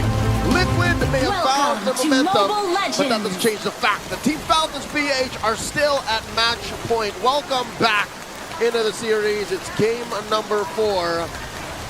And I just gotta say, the draft, to me, doesn't matter as much anymore. Yeah, because honestly, it feels like Team Liquid Philippines, they've completed their reset. So now they're fighting back against Falcons. Oh, that was very close. Caltesi almost got taken out here by the skin of his teeth, by the blade of his knife. It was so close. And yeah, he's going to get slowed down just a little bit, but he's still on the path though. So they're still pretty much close to level 4, I guess. Carltesi also got sidetracked a little bit on top. That's straight up Naruto versus Sasuke. Oh yeah. Just when we thought that we won't be We're seeing gonna as see much Sasuke anymore. I guess. It looks like the first time we're going to see it. We haven't seen Suyo in a long time. Yeah, we would have acknowledged it, but now, for real, this is canon. Naruto versus Sasuke, guys. Maybe the last time was in week 8. 'Cause like, Not even. I don't remember Not even? Suyo getting picked that time. Onyx BH put Team 7 together in one lineup. I Yeah, remember there that you go. much. Maybe in the next speed. Oh! But look at that. It's going to be Caltesi Oh! almost getting JP, but saved at the nick of time with the passive. Man, that could have been a kill, but it went the other way. JP with a kill. First blood for TL. And was that not the second time they found Kyle just nearby, all alone, Yeah. and probably very susceptible to being taken down by TLPH? And here's the thing, Kyle wants to fight, but I don't think you want to fight as a Suyo this early without any items yet. Yeah, he's Giggle, man. That's part of the dictionary now, so I think we can use it. But Ogwen trying to look for information, however. Yep, Get him Hugh a is Hugh's gonna do his very best to maybe just push these big tanks a little bit, but Carltesi gonna be able to secure that turtle. TLPH is looking solid. Is it too early to say they are so bad? Like, this is the way they pull out the early game. This is the way they show their dominance early on in the stages of the game. I would say they are back. They are so back if we go to Game 5, but I'll tell you this much. The Liquid BH playing here in Game 4 is a very different Liquid from Game 1. They feel more in sync, and this is what we were looking from them earlier. Like, their mid trio, the way they're rotating, it's just so fast-paced. And JP, however, might find himself too deep. Yeah, that's a pretty good harassment coming from Falcon. Whoa, whoa, whoa, whoa. JP. You can't fire me, I quit. That's so Well, that's the AOG. That was the most random AOG in my life. Hey, better safe than sorry. Yeah, That's I mean, true, that's he was in front of 3 members, you know, and Caltesi experienced the exact same thing when he was in this particular area. They would want to hand over even the slightest bit of lead to Team Falcons now that they finally find the control in the game. But this is Team Falcons responding to with, we can do the same. We can like rotate together as one and find something across the map. So far, so good. The recovery on Falcons, despite that early stumble, drawn first blood on Kyle, and the turtle conceded over to Liquid. Next turtle spawning lower quarter, same spot. How is Falcons keeping this close? How are they still just 300 away? Yeah, I feel like the laning phase is being well managed. There aren't any successful rotations just yet. At most, there have been skirmishes in the mid, and they're towards Kyle TZ, and it's only been once that they were able to punish that moment where Kyle TZ found himself too deep. Now they're able to somehow still hold out everything and position themselves in this upcoming turtle fight that's about to happen. Although they do have to consider this is probably going to be a 5v5. Oh, Falcons in a good position. The 5-man arrived a lot earlier here, and they are trying to blitz that turtle. Opens up on front. Oh, Few with AOG. He's going to have to deal with so much here. Carl TZ is still coming out on top of the red tree, and they're just walking away like nothing happened. But they might be able to take out Open with them as well. The Master caught behind enemy lines, and now Few pushing back Sansan. What is going on? All of that. Was they? So they are indeed back. And where was this? Where was this in the past few games? OF got a double kill too during that entire sequence. So you could pretty much assure that he's ahead of Super Marco in this game in terms of gold. And it's not just that. Right now, okay, Top TV, could he be the next target? Yeah, it feels like they have a lot of firepower on top, but look at the bottom. They're also dealing with it. It's a free-man attack for Falcons, and they finally slowed down Carl TZ. It wasn't a shutdown or anything, but they will force AOG as well, and I think they have just enough to dive under the tower and get 2. So, it was a feint. I'm guessing Carl and JP wanted to just buy time for that push down bottom, but instead they paid the iron price. I think this is worth it for Falcons. Just go for the slow clapback, and then maybe they can contest for turtle number 3. Yeah, because as much as you want to think that they're just really trying to enable OHEB, they're trying to get him online, which is kind of happening already so far based on what we're seeing in terms of the results of the early game. You would want Carl TZ to just be that, just have that same level of threat against Team Falcons, because he's the guy who can just constantly go in, force out the ultimates, even the Crimson Beacon, which is going to be very vital for Team Falcons as well later on, and just not mind open once OHEB's already able to rack up on the items to deal with him, even when you leave him alone alongside the other members of TLPH in the back line. Oh, there it is, the Kashi Naruto 1v1. Again, it just keeps happening. It's going to keep happening later for sure, and unfortunately, in this meta, Naruto's ahead. So, at least in 1v1. Turtle spawns. JP, first of the scene, pulling it over, favoring Liquid. Few put half health. That's a low HP Zushin. He will not be able to participate. And there will be no turtle steals here today. That's another one for TL. That's turtle number 3, but a turret for Falcons on the bottom. That was a false contest. Falcons just stood around, but the truth was they weren't going for turtle at all. They took down the tier 1 down bottom, and look! Oh, can OHEB catch him? I think did that hit? It didn't. It was probably like 1 or 2 pixels away. 1 pixel from connecting to Kyle TZ.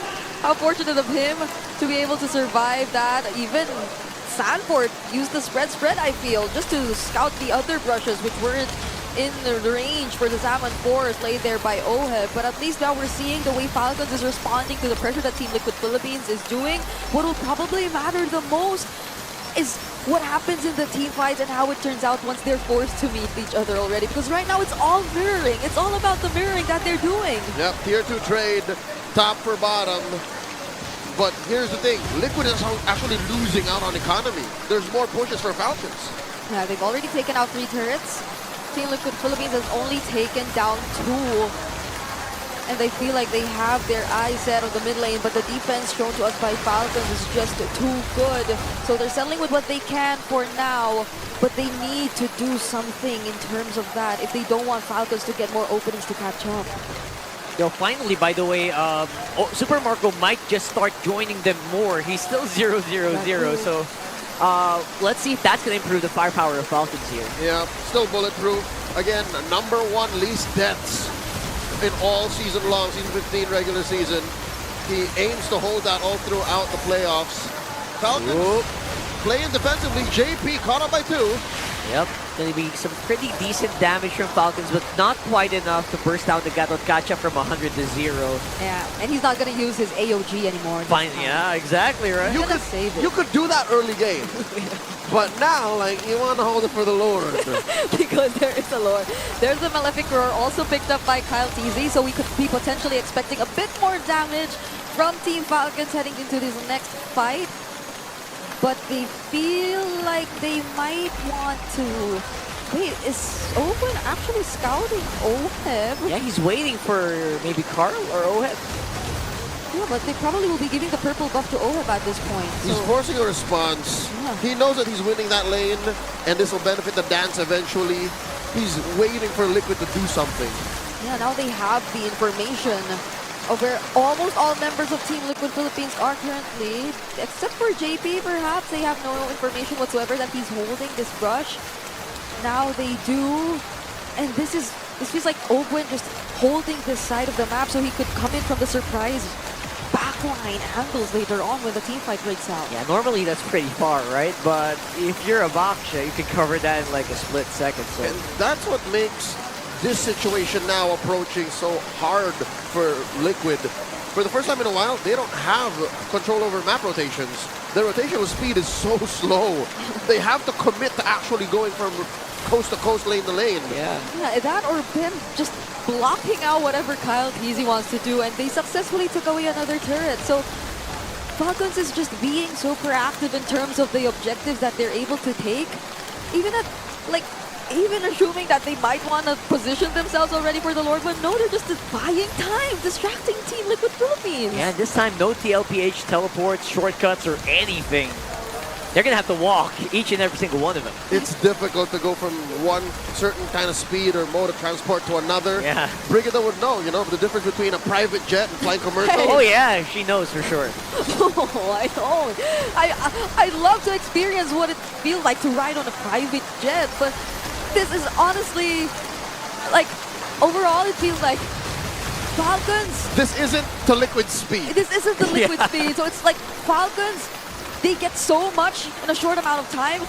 Well, we don't get to see any from Team Liquid Philippines. It's just them waiting for something to happen. Yeah, Falcons feels like they're starting to get a little impatient as well.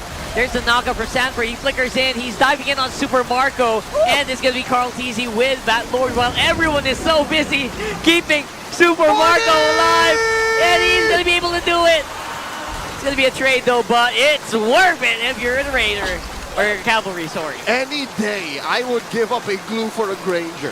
So this makes the wait worth it for Team Liquid Philippines now. Oh, yeah. Because with the Lord, they can probably even out the map against Team Falcons, but there's the AOG. Uh-oh, Owen might be in trouble here. But again, that's a Baksha, man. So tough. At best, Liquid is just buying time for the rest of the map to equalize. Falcons know exactly what to do here. They need to do damage control. Prevent Liquid from barreling forward with this newfound momentum. This is a very low-scoring game, too. So you see how careful these teams are actually playing it out, exactly knowing what to do and what not to do. But how does Team Liquid Philippines take advantage of the Lord? Yeah, they're going to try to see if they can make a pickoff happen so that the Lord push will be easier, but no luck so far. Sasuke for Naruto! Mid Sasuke for Naruto! Oh, we did see it. Shame. It didn't happen. It wasn't going to really come to fruition. There was a turret.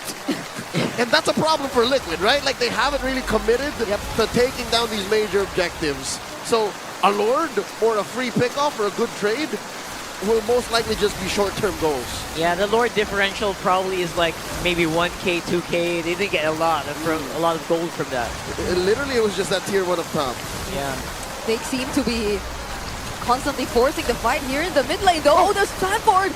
He caught him. He caught Ogwen, and that might not be the target you want. And now they know that the grab is not available. But also the crit call. So it's a trade, you know, big ticket ults. This is just a clear sign for both Titans of MLB to say, hey, let's regroup. Yeah, so if they're playing it this carefully, the next fight might happen by the next objective. I'll be damned. I didn't expect to see Sasuke versus Killua. Not this early. Wrong franchise. My childhood. The crossover we didn't know we needed. Thank you, MLBB. 40 seconds until the Lord spawns upper quarter. Again, we're back to problem number one, the major issue for Liquid. Slow rotational speed compared to Falcon's attrition-based playstyle. They're so good at choking out their opponents. Yeah, I mean, just look at Ogwen standing here in the mid lane, and Few, who is yet to die, by the way, in this entire game, just constantly holding down the mid lane. So Team Liquid Philippines aren't able to get their hands on the mid lane tier 1, or not even into a fight that's really comfortable for them. Like, we've barely seen the real world manipulations and them being able to maximize the real world manipulations, because whenever a fight happens, it just feels like with the rotational speed, Falcons just gets away. They just regroup and fight back once they know that there are more things lacking from Team Liquid Philippines side. We're approaching 15 minutes, and it's only 3-4 on the kill score, so this goes to show what kind of lineups these guys are running. And not just the lineup, man. It's the gameplay. This is PH Macro, TM. TM. Yeah. Did we apply for that? It's in the works. In the past couple of years, we have redefined what competitive Mobile Legends looks like. Yes. And at the peak of it all, the technicalities of it all, the Philippines is the Floyd Money Mayweather of MLBB to boxing. Like, we're just so technical. It's just very defensive, very controlled. JP catches some fire, some smoke from two on another. There you go. Another AOG moment. Better safe than sorry. Okay, Wait, I get it. But there's a lure. He couldn't afford to do that unless Liquid's call is just take it slow. They're willing. Oh no, but look at this. Oh my goodness, Carl TZ. Look at his HP. He's swilled out so hard. And now he's going to stay alive, but only for a meantime, though. That is huge. Big ultimates being expended on TL. And Falcons finally gained access to the mid lane tier 1. Yeah, finally. Zaman Force used, AOG used, I'm Crimson assuming Beacon? Crimson Beacon. If it weren't for that revitalize, Carl TZ might have actually fallen. And his whole time real-world manipulation. Yep. We are yet to really see one that Team Liquid Philippines just utilizes to take advantage of a team fight. And Falcons, they're just always okay with letting Team Liquid Philippines position themselves in the Lord pit and just do nothing, just do other things in the map. I reckon it wouldn't hurt just yet. Maybe that's why Sanji's holding off. But JP! Man, Flap TZ is going hard into the TLPH lineup, and finally JP uses AOG in the right target, but this time around might be a little too late on the retribution. That's going to be Lord rather going over to Falcons. But, of course, TLPH is not going to take that line down. They get 2 kills. The art of the turn. Liquid Philippines feinted a Lord take and instead turned on the heroes. Flap TZ went down. But these are the chunkies. These are the big guys. And that one chunky hero, which was Ogwen, actually did way more than what we saw of him just tanking the damage. I feel like he blocked the shockwave blast, which could have potentially been the combo for the retry for Carl TZ to actually steal away the objective, but just because he was right there at the spot, he blocked it. And so it was a clear chance for Kyle TZ to get the objective for themselves. Yep, so that means the map's going to turn blue even more. Look at that. A passive push up top by Kyle, and down bottom, the rest of Falcons escorting the Lord. Yeah, they seem to be happy to just take this fight whenever. Now, JP, are you going to go for the AOG on the offensive? Or will you just try and see if you can will down that Lord? Looks like they're going for the latter. And they are going to get slowed down just a little bit. Nice try on Sanji to go for the real world. But no one is going to get caught. And Falcons, their siege is still ongoing. Interesting angle the way Sanji dropped that RWM. A good, whoa, AOG! There's the AOG we were looking for, but not the targets that he wanted. No one home. All right. Back to what I observed up top. Brigida, I don't know if you saw this. The way Sanji dropped the RWM, maybe almost half of it was not on the map. Yeah. So something tells me he might have just clicked it out of just take down Super Marco. He was just pressing buttons, but they don't. But they can't afford to do that because the skills that they have, it'll work best if they're able to sync it up, if they're able to coordinate it well, like the real world, the AOG, and then the Zaman And Force. place it in the right spot. Something tells me maybe Sanji just tried to go for max distance. The reason why a good chunk of that area wasn't in the map is because he just wanted to get that corner over to Marco. We almost got him, almost immobilized the Granger, but still Super Marco is sitting at just 1 death so far, and Falcons is so comfortable being, this controlled, playing slow. Yeah, I mean, Sanji does already have the Wishing Lantern. If it's just that, he probably has a couple other items too. But Glowing wand and the wings. yeah, but that isn't like the Farsa where it could just deal that burst damage towards Super Marco. And of course, Super Marco, he does have a way to just dash out of that real-world manipulation. So And flicker. it was just probably really damage control that Team with the Philippines tried to do, because he's the one guy you don't want to get close to the turrets, That's right? true. 20 seconds on the next Lord, by the way, Adam. And Carl TZ is in a very interesting angle. I think they want him to do a -1 before they get started. But yeah, Falcon's very, very aware of this strategy. Not gonna fall for it. Or will they? No. They are visible on top side. Okay, Team Liquid Philippines are also on the opposite side of the map now. Like, they probably read into how Falcons has been doing it for quite some time, but the difference is Falcons can just go to the Lord way faster. Oh no, JP! Oh my goodness, Flap TZ. I think he already used Curtain Call. Yes, he did force the Gatot Gacha back. But again, that's the Gatot with an immortality not really too scared of here. Carl TZ, though, eyes on him. But it is a losing matchup. Early, mid to late. If a CC finds the Gatot will usually fold. Almost 100-0, almost. Yeah, he has to run away. And he's just about to recall now.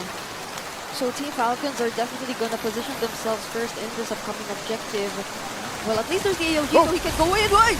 Few second window, Few already used Crimson Beacon. That is a huge ultimate used on Falcons, and this could be the opening that TL has been waiting for 20 minutes. 2 big ticket ults spent by the cavalry, and they force Few to use the Crimson Beacon and the Flicker. Does the math check out? That's pretty work. Well, at least they still have other big ticket ults to rely on if ever the fight still proceeds to break out in a few moments. There's still the ultimate for Sanford and JP, but are they going in? Look at Falcons. They are looking. Ogwen is looking for Oheb or Carl, but Flap TZ is going to get demolished here.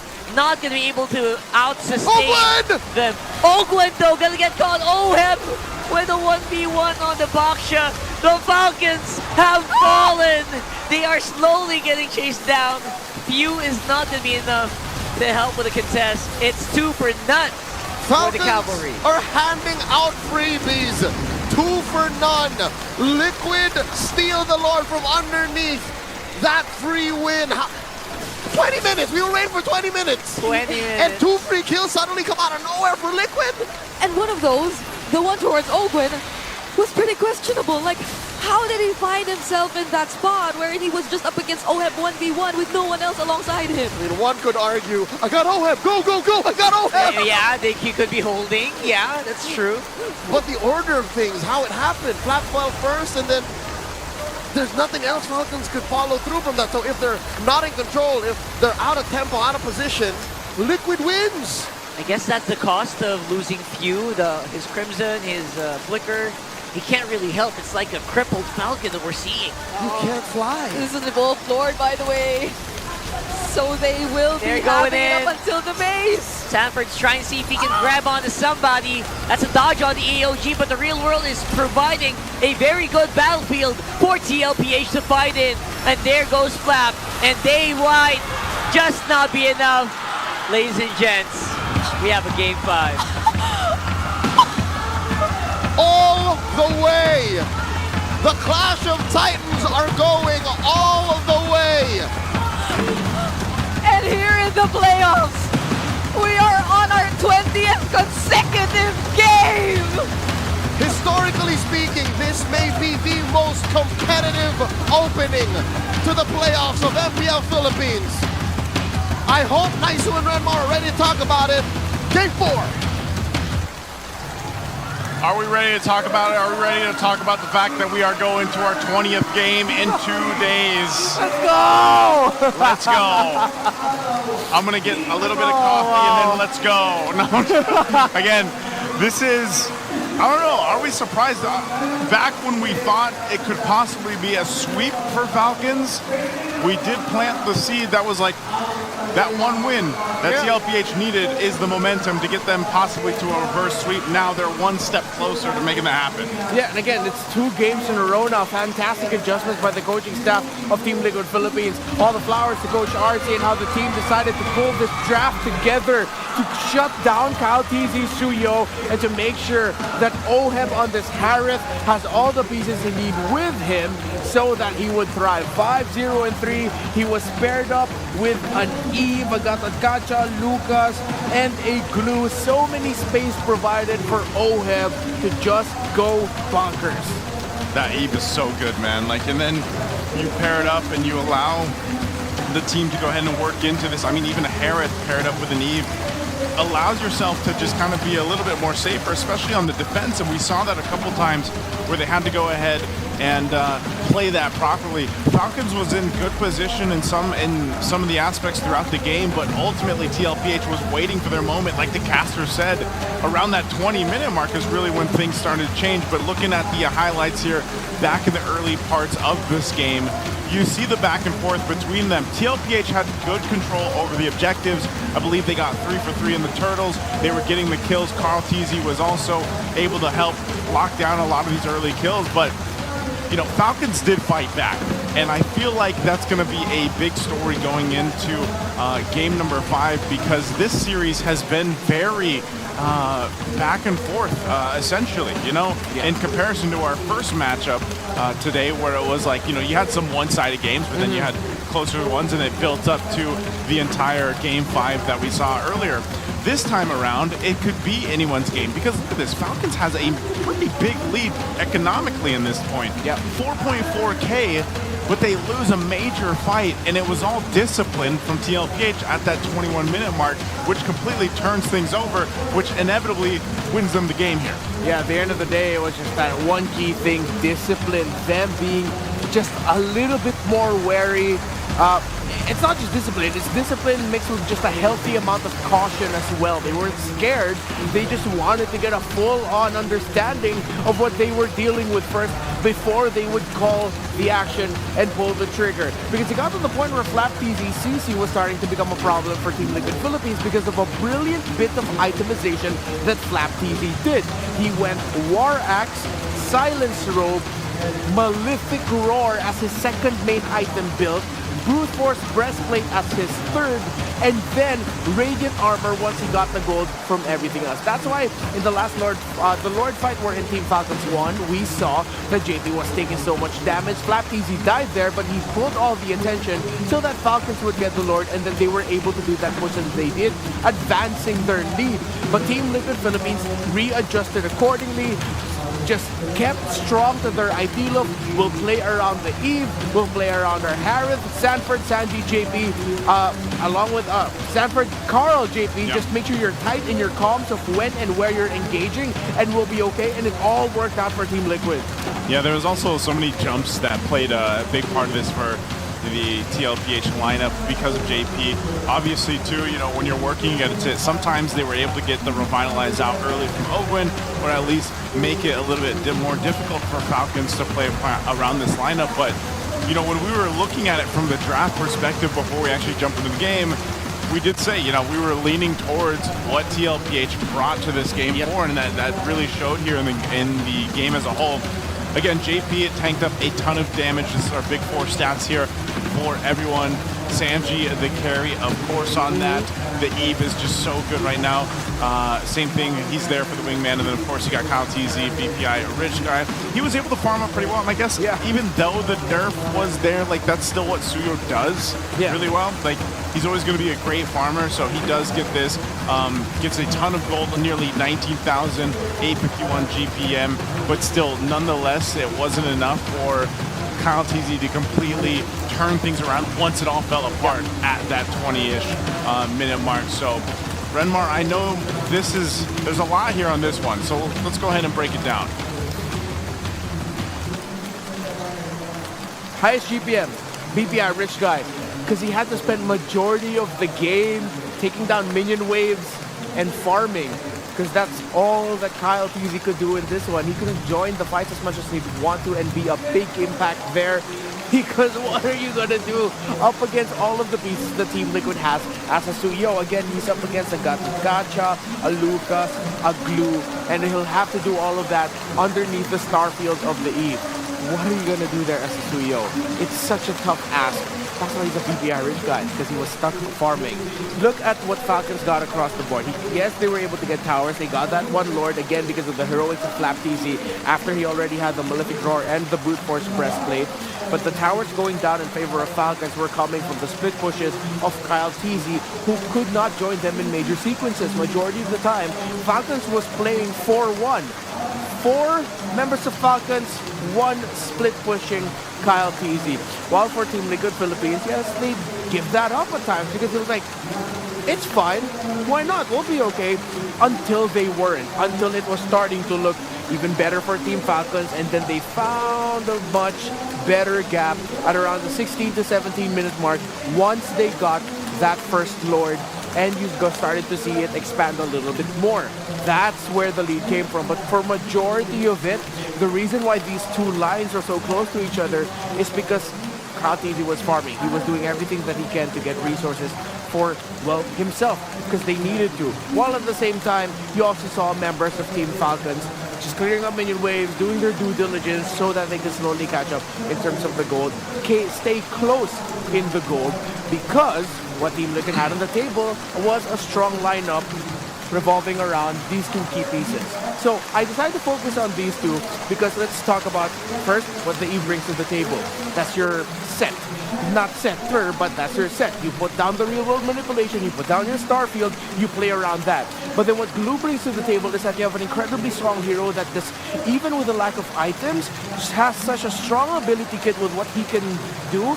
Grab onto someone, and the more you hit that, he takes less damage once the grab is done, so you wouldn't want to hit him. So essentially, it takes out the fight while you're going 4v4 using your ultimate. The Glue is thriving, so they continue to play around that, and that's why Falcons had to spend so much time just farming, even though they were close in terms of KTZ being able to split push. They were getting gold here and there. Yeah, sure, they just were stopped so much because their majority of the time, their main damage dealer was gone split pushing minion waves. Again, we go back to the point that we discussed earlier, FlapTZ's itemization, his path. He went War Axe, it's not seen here. Oh, he went Brute Force Breastplate first, but at one point, before building the Brute Force Breastplate, he actually had a Legion Sword, so a little bit of shift up here in terms of the item ordering, and then eventually he'd be able to full build the items that he needed. That's why, again, we got to see that turnaround, that Lord with FlapTZ just jumping on forward, bringing JP down low, forcing a reaction out of Team Liquid Philippines, which meant that they had the space to get that Lord.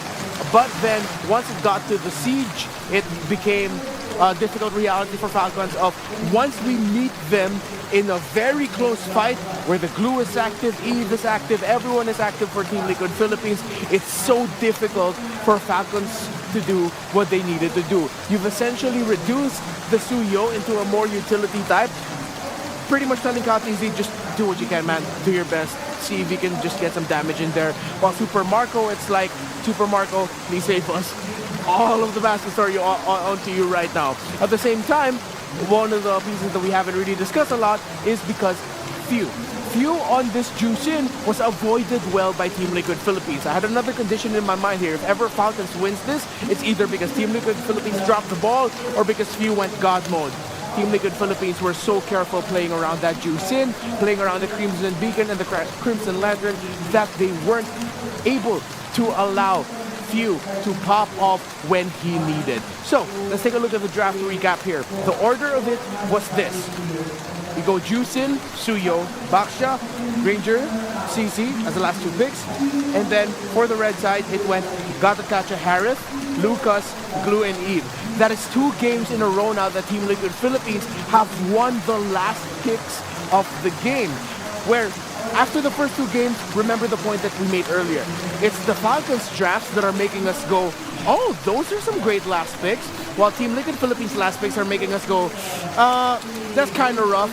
Now for games 3 and 4, it's the other way around. You're looking at the picks here of Team Liquid Philippines at the end of their draft. Now it's us going to them. Hey, those are some pretty good last picks. So that's why at the end of the day, to get to this point was a massive team effort, spearheaded by Coach RC, the management of Team Liquid, all in the area there. Of course, Coach Shipsack is there too, overseeing things. The players, what they have done to crawl back into a Game 5, legendary. Legendary it is. Some would say it's better than great, right? But one thing we can definitely... You blindsided me with that. I did not think that coming. Hey, if you know, you know. But definitely good points, and I think part of this too, again, is the draft. You saw kind of the breakdown there too. It's with their 14 and 5 for TLPH on the red side. Yeah. So they really like to go ahead and favor the red side when they get it, and they've drafted that way. The one thing I do want to see, if it changes or not, is if we're going to see that matchup again, a Harith and a Granger. And maybe this time around, Super Marco gets to play something different.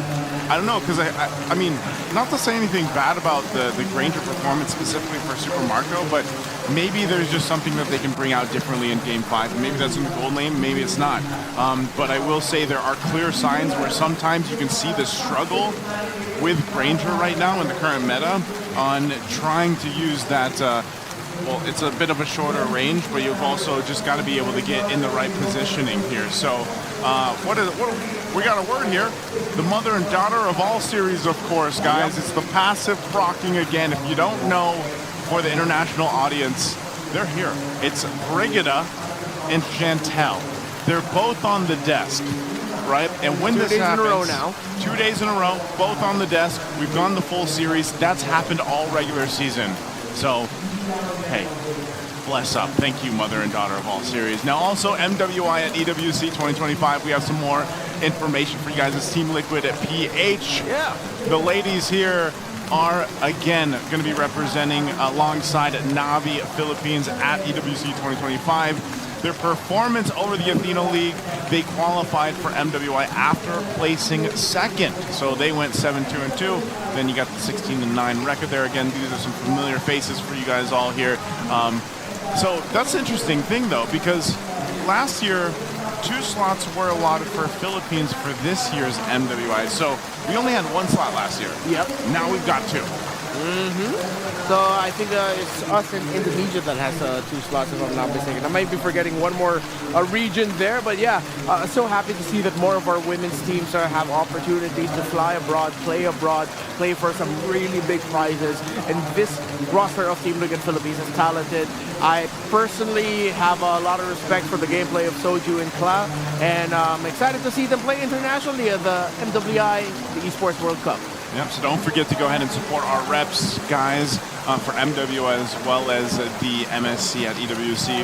Once we get more of the teams locked in here, and once we conclude this game, one of these teams, TLPH or Team Falcons, will be one step closer to getting to that grand final spot, as the team waiting for them, of course, is another team that's been on a streak for a while now, on the Philippines, waiting there, and I don't know, whatever team ends up losing here and has to go down to lower bracket, either way, we've been saying this all season, man. Like, this is one hell of a competitive season. Like, Hell yeah. And I think this is the best way to say it about the playoffs. Like, now that we have gone the distance for every single series so far, I don't know what the statistics are. Maybe they should put Brigida and Chantel just on the desk for the rest of the playoffs, so that every single series we play and every single day of the playoffs, we go the distance. When does that happen? I know there was one region that got really close. Like almost every series, the whole series. I believe that was Indonesia, if I'm not mistaken. Was it Indo? I think it was in season 14 that it was really close that they went the full 44. Full 44. Let's take a look real quick here. Speaking of the regionals, we got the gold lane rankings here right now. OHEB smack dab in the middle, right behind a fellow Filipino Emon there. It's had a little more games, of course, for Emon, but OHEB sitting at 5.26. You can see, again, you know, when you look at this, you have to take in consideration of how many games are played. You even got BTK Zia up there at the top with a 7 flat KDA right behind, or average kills right behind Vanix. Yeah, look at Hiko Mania still running wild over at MCC, 5.47, and the average goes already 32 games played. So, yeah, it's good to see OEB join a stellar group of They're global still going MVP red. pros. Still red side the entire They're 14-5.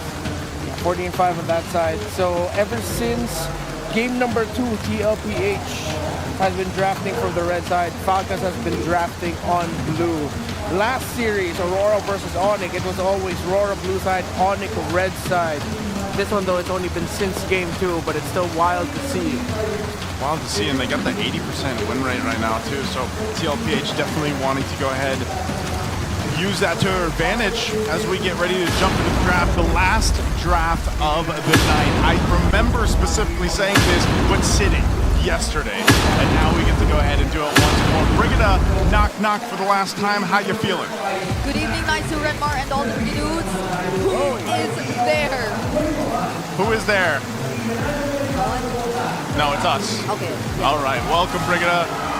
Well, Championships Arena is actually ready to go. I mean, I don't know if they come through our mics, but they're excited. They've been excited, especially the side of TLPH. Now, first pick here, Brigida. Falcons is going with the Jushin, and right away, you're going to see TLPH take that Gatakacha. And what is it? The Harith is banned out. So do they pick up something else different here? Probably not the back row, though it's still open. Since Rangerman. Yeah, the Ranger will be the option since they already revealed the Gatakacha, and they will lose that flex factor if they do go for the Gatakacha. So could this be another option for Falcons too? Since it was the pick that Ogun went with earlier, together with the Jushin, though. I mean, the idea was there. Yeah. I think we might see an Irithyll picked up for Falcons if that's the case. They're gonna pair up the Irithyll with the Jushin and then just go double down on the old Irithyll versus Ranger matchup there. While for the EXP lane, I think a flex would be good. Get Odang again, but okay, no. They're gonna go Fredrin. What? Okay, and Chip. Now it's their turn to play the Chip this time around. This is a significantly different looking Falcons style that we've seen compared to all the other drafts in this series. It was Joy again, and then a Suyo for Kyle Teasy. This is the first game where he's going to be playing the Fredrin in this series. Yeah, so Carl Teasy has to be extra careful with whatever jungler he is going to pick up. If he ever does want to pick it up here. Earlier we were joking about the Akai. Yeah. Like looking at the options available for the jungle. What if he just like is forced to do something else? Do you think he would actually play like the... Maybe not. There's still a Luke. So. Nah, there's still a Lucas, yeah. Okay, you go to Lucas. I mean, this is still good for both sides. A little bit of switch up here for Falcons, but nonetheless, this is what I was saying earlier when we saw that regional rankings for Kyle Teasy with the breakdown there. You know, it's sometimes this is the game plan you have to go with for Falcons, and it's a little more on the utility side overall. Like, you think Chip, Fredrin, and the Jushin, like, you know, how do you round this out with damage potential in the mid and the gold lane, especially knowing that you're going against a Granger here, and they banned out the 1-1, which has been a popular pick so far in the couple days of playoffs. Yeah, I mean, the 1-1 and the Fredrin together, that'll be terrifying if it does get into the hands of Falcons. But similar to what Redmar mentioned earlier, the Irithyll sounds like a great pickup if you're just looking at the lineup of Team Liquid Philippines now, because they'll probably be very dive heavy. There's the AOG, there's the Unleash the Beast, so you need a marksman with a high mobility. I think they're considering the Beatrix too. If it's not the Irithyll, if TLPH read this and then they end up banning the Beatrix, that's gonna be a great read by them, because with Falcons taking out the E, they can go Beatrix. They don't necessarily need to go Irithyll here. They need a little bit more damage, considering that they most likely will have a Fredrin in the jungle, Jushin in the mid. If they still go Irithyll, you're gonna be lacking damage there. You go Beatrix if you're Super Marco. Yeah, I guess the only thing that probably would be encouraging Irithyll a lot more is the sequence that can happen once you get into the short. Yeah, true. You get to use the heavy crossbow to just run around, whatever happens. But is that a Sarissa again? Yeah, Sarissa. Okay, at this point it's either a carry or Beatrix. I'm still leaning towards Beatrix here. You need more of that AoE damage. It's going to be all dive. It is very tanky on the other side, so I would understand if they go carry instead for the Super Marco's pick. But for Flap TV's pick, they can go tanky, and I think they should. So you alleviate a bit of the pressure on Kyle Kesey's hand to be that main front line. So you put up maybe...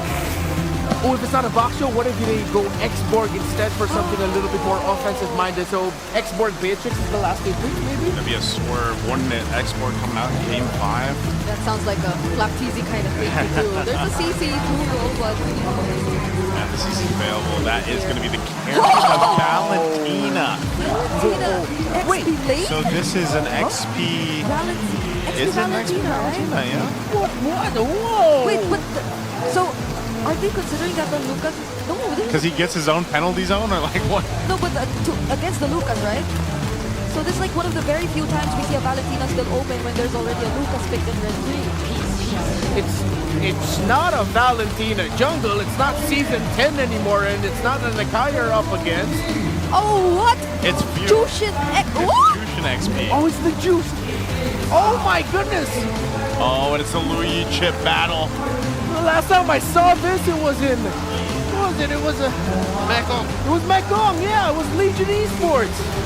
Oh man, Renmar, I'm gonna ask you what. I don't even know what team to go for here. What do we? It's such a wild card, the juice in EXP, because it's always been theoretical in the big regions of how good you are in holding lane and what you bring to the table. Visterizla will be surprised as to how difficult it actually is to sustain lane. Flap needs to watch his positioning because Team Liquid are going to be sending people over to the lane of the Juicin. Oh my goodness. I know everybody's probably scratching their heads at this draft, but let us know what you think. Casters, it's the last game of the night. Take it away. We're going all the way, and it comes down to this. Sudden death, game 5 in the upper bracket semis, the Clash of Titans. Momentum is on the Cavalry side, but can the Falcons claw their way back and soar towards the upper bracket finals? Here we go. How do we feel about the shuffle up for Falcons? This is so interesting. The entire Jushin EXP lane is definitely going to pose problems for the Terizla EXP, and that's the one thing TLPH doesn't want to happen again. The way the Terizla was just unable to perform in game number 1. Yeah, don't forget, we started this whole mess with Terizla just messing up that whole laning phase and the team fights that came after it. So I hope that's not what happens again for TL, but you know what? You gotta have some faith in these guys. They know what they're doing for sure. But look at that, Ogwin! A free kill for first blood here out of nowhere. Just as simple as picking a Zushin in the XP, you could answer the lack of presence via rotations, and that's what they did here. Yep. They are able to spot out Ogwen, who simply probably just wanted to do the same for Super Marco, considering that he is on the carry. This is the typical Harith Granger laning phase in the gold lane. So the carry probably needs a little bit more assistance so she could manage the lane by herself.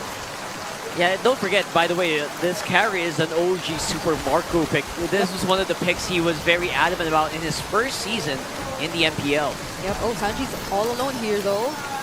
So at least he gets to position himself safe near the turret in the mid lane. And yeah, and by the way, he's also had a lot of deathless games on that hero. That's so true.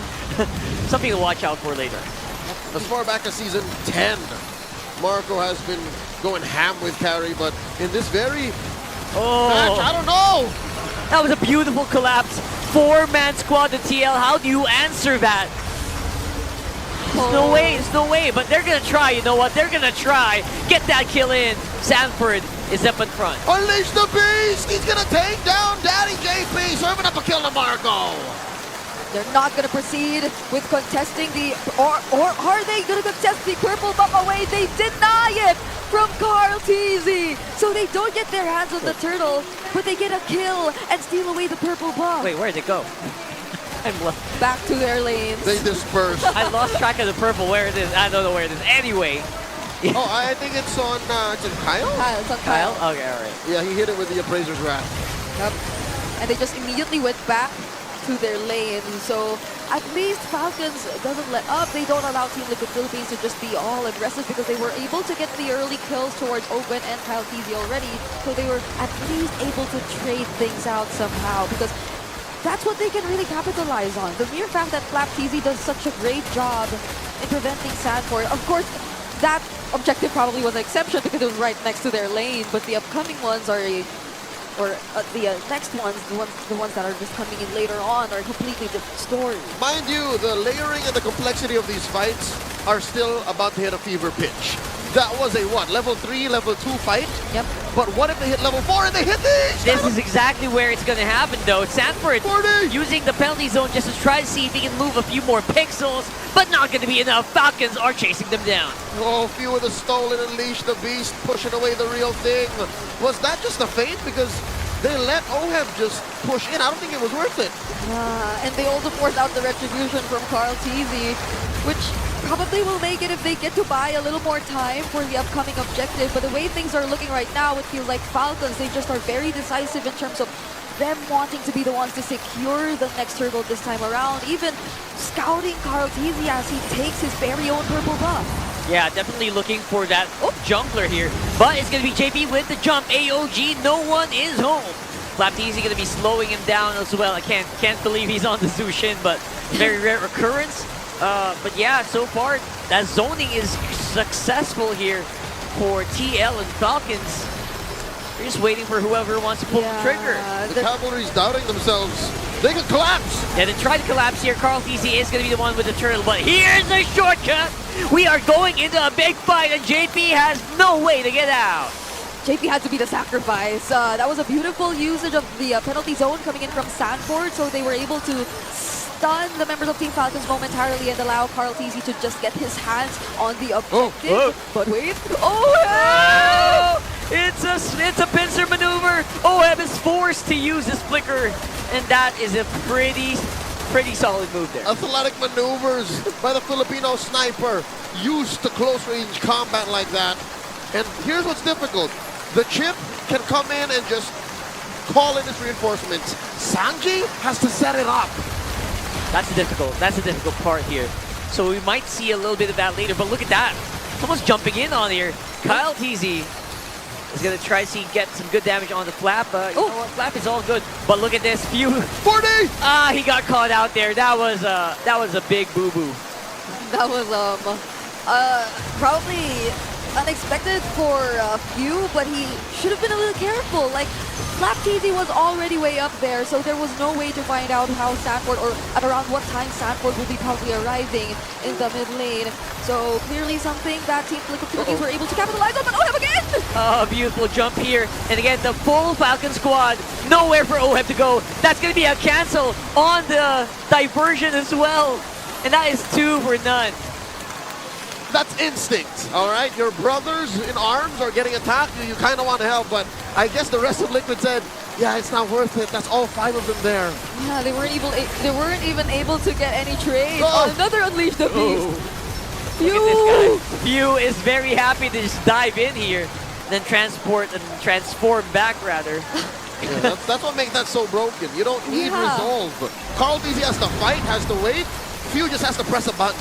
And he has it every now and then. Like, the cooldown's too short. That's right. You're going to jump in, though. Super Marco with a turtle for some reason. But now it's going to be the full collapse for TLPH. I cannot see the HP bars. They are all clumped together. But there is still going to be a diversion coming into that middle bush. Sanji looking for his targets, but not going to be hitting anybody. Carl TZ going to get 2v1 by his old teammates here on the bottom side. With OHEB, just a little bit of revenge for his baby cake duo. Olvin coming in from the back. Shortcut coming through. Fight's not over. They're keeping it going. They're keeping the fire burning. JP staying alive, but only for a minute. And Sanji will not be able to help out here unless they just want to keep going. They want to keep the ball rolling. They feel like they have an advantage, and they're going to be able to take it. Sanford goes down. Falcons want to throw hands, and Liquid cut the smoke. I could have sworn Liquid was going to get away with cold-handed murder, but again, the downtime on Falcons heroes are almost non-existent. Yep, and now it's Team Falcons who are currently holding the lead. Imagine that, the team fight it took that long that Team Falcons, especially with the chip, were just able to re-engage once again against Team Liquid Philippines. And the lack of members, it really hurt them. Now it's Team Falcons who are potentially going to get the first few turns of the game. Ogwin is getting chased by each and every single member of TLPH. And for some reason, he will not be able to make it out. Shortcut was activated though. That's an option they can take, but Sanji got killed out of nowhere here. And now it's the turn! The turn is real from Falcons chasing it up on TL. They don't have enough bullets in the barrel. And for Oheb, that's literal. He is running out of fumes. He is getting hunted down by Falcons here. Protect Kill One! Sanford is protecting Kill One! Falcons, the way that they position themselves, the heroes that they have, their kits, it's just too much for Liquid to deal with. I'm pretty sure I saw this exact Valentina stealing away the Granger ult in the regular season in Team Liquid Philippines. Sanji did it too, and now he's feeling it right now, but they go for the diversion! Here's a diversion into the fight. You thought you were safe? Not really. TL are not taking this lying down. They will try to fight it out. 4 members. Make that 5. Actually present on the Lord. In few 17 seconds on the clock. Man advantage for the cavalry here. JP zoning out too. Super Marco not exactly a good position for him to be, and AOG out! AOG out. That portal is very, very far. Here comes the penalty zone. Finally, a big bunny penalty zone for Stanford. And that's 4 down for Falcons and the Lord to boot. Liquid Stampede. Look it up in a dictionary. You would see a moving picture of that very play. And that is coordination right there. The immediate unleash the beast right after the penalty zone, and the Lord alongside that successful team fight for Team Liquid Philippines. They definitely took back the lead away from Team Falcons. We'll see that play one more time. Again, when Falcons choose the range, when Falcons choose the time to engage, they win 9 out of 10 times. But here, it was all Liquid. Yeah.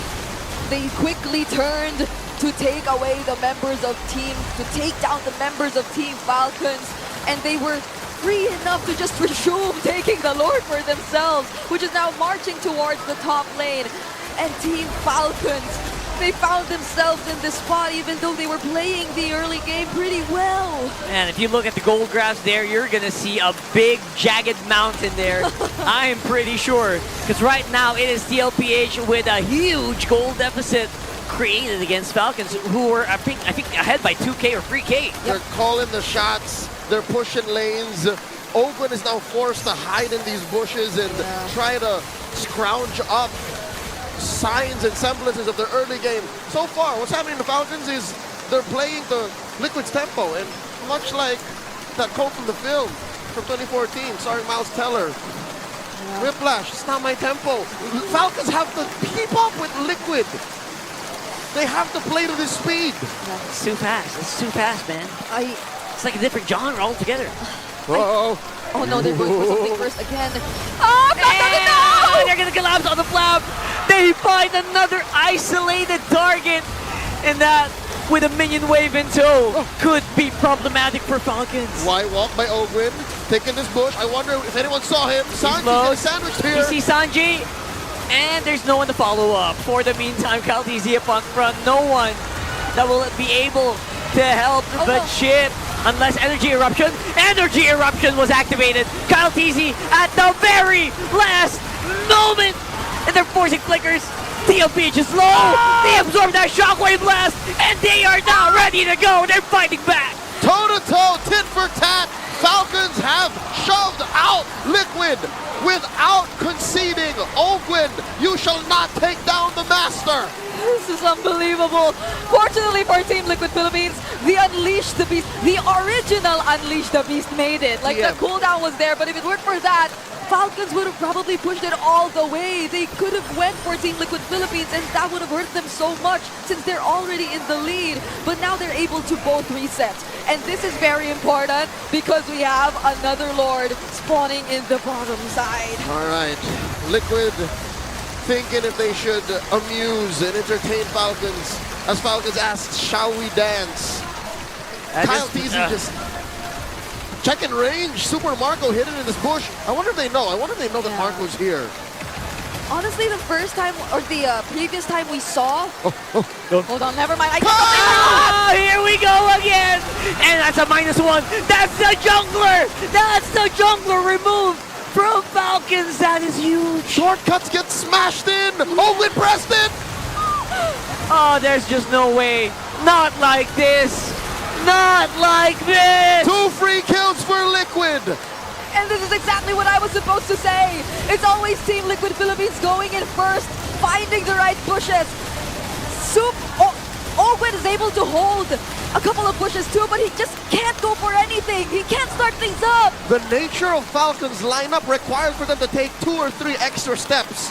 Sure, their downtime is non-existent, but Liquid PH, they're so proactive. Yeah. They're always looking for plays, cross map, just checking bushes, ready to go anytime.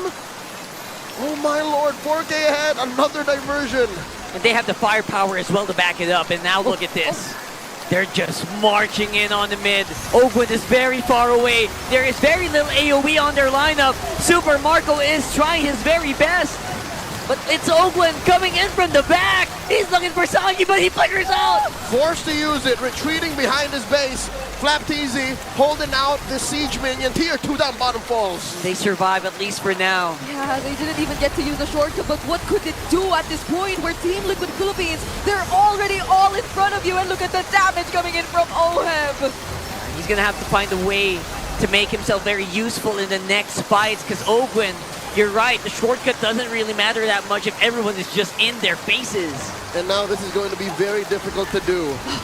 But Liquid makes the call, decides to do the right thing and be disciplined. Be disciplined.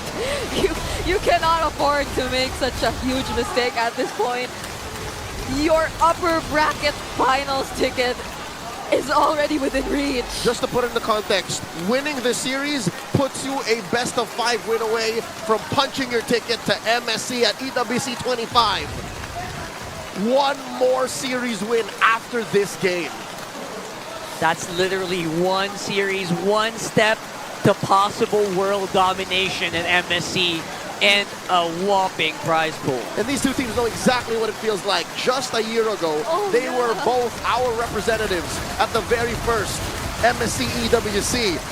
And that's why it's so important for Liquid to play this right. That's why it's so important for Falcons to find a way back. They were there. They were in Riyadh for how many weeks? We saw them represent the Philippines. Just want to keep the world tour going, you know? Oh, ladies and gentlemen, we wish you were here. The Champions Arena is cold. It is quiet and it is tense. This looks like another diversion play that can happen. It's going to happen. You know it's going to happen. And funnily enough, Falcons also can get their own diversion. They don't need to rely on the chip this time. But does he want to opt for that? The Unleash the Beast that he's been copying. He needs that damage, I know. 8, 9, not 10 times out of 10, that's the right call. But here's the thing. To even make that decision, Liquid have to show themselves. Few has to be within range. And that might not even be a starter. Oh my god! Oh my god, he baited the whole squad. Diversion! Here comes the diversion! Coming in from the back! And that's a wombo combo that everyone saw coming. The damage is so immense. Three members got pushed back, and TLPH are looking very unstoppable here. JP using the AOG. Oh dear god. They're jumping in, they are diving in, they're trying to avoid these projectiles, but Ogwen is gonna fall alongside Flap. 2 free kills for Liquid, and they decide to go for the throne. Falcons have to defend. This could be it. Will Super Marco, will Few be enough? Kyle Teasy, the crucial energy eruption, he uses it, but it's way too late, and we have a winner! The victor of the Clash of Titans are the Cavalry. Team Liquid Philippines are going to the upper bracket finals. Still no revenge from the Falcons for this entire season. They've been at the mercy of the Cavalry. Oh my gosh. Rockhard, you know exactly the genes, the DNA that run through Fuse blood. He was once called a comeback king, but he couldn't pull it off, not here. They do the reverse sweep. They pulled it on him. Liquid pulled it on Falcons. GG, well played. The World Tour may still continue some way, somehow, but they have to crawl through the lower bracket. Tonight, the Cavalry holds their heads high, but the Falcons have to fly back to the nest and regroup. And they're going up against Aurora in the lower bracket tomorrow. Hey, Onyx is going up against Liquid tomorrow. Folks, no teams have been eliminated, just to remind you all. But for now, let's throw it over to the stage and get into the minds and hear from tonight's victors, Team Liquid Philippines. The reverse sweep is complete. Your winners, Team Liquid Philippines! Boys, congratulations. Hindi ko alam, I think a lot of people lost their voices just watching you play. And they came all out to support you today. Sanji, talk to us about Game 5. Kasi tila kahit yung casters, everyone wasn't expecting kung saan kayo manggagaling. Talk to us about, your communication at kung ano ba yung mentality nyo in Game 5. Kasi reverse sweep yun eh. Ano ba yung mga pinag-uusapan nyo right there during the huddle? Pinag-uusapan lang namin sa huddle, huwag kaming, parang hindi kami, huwag kami hihina sa laro, ganun. Parang kailangan namin maging malakas kasi na 0-2 kami agad eh. 2-0 sila kagad. So mas kailangan nila magpakita ng lakas. Ako, Hans, hindi na ako lalayo. Katabi ko na si Coach RC. Coach! Nakita ko si Coach medyo naluluha after that Game 5. How are you feeling right now? Ano tumatakbo sa isip mo ngayon na bakit ka naluluha? Ang dami kasi na, nung naunahan kami ng 0-2, parang medyo nabababa yung tiwala namin sa isa't isa. Tapos, natuwa lang ako kasi nung Game 5,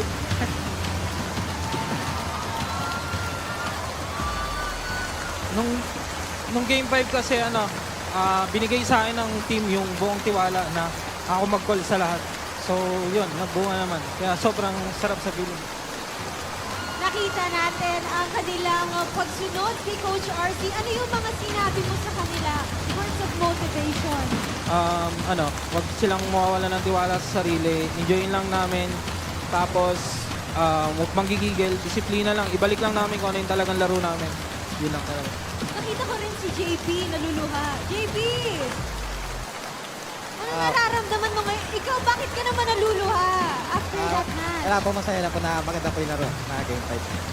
Sobrang saya ni JP right now. And to Carl TZ, of course.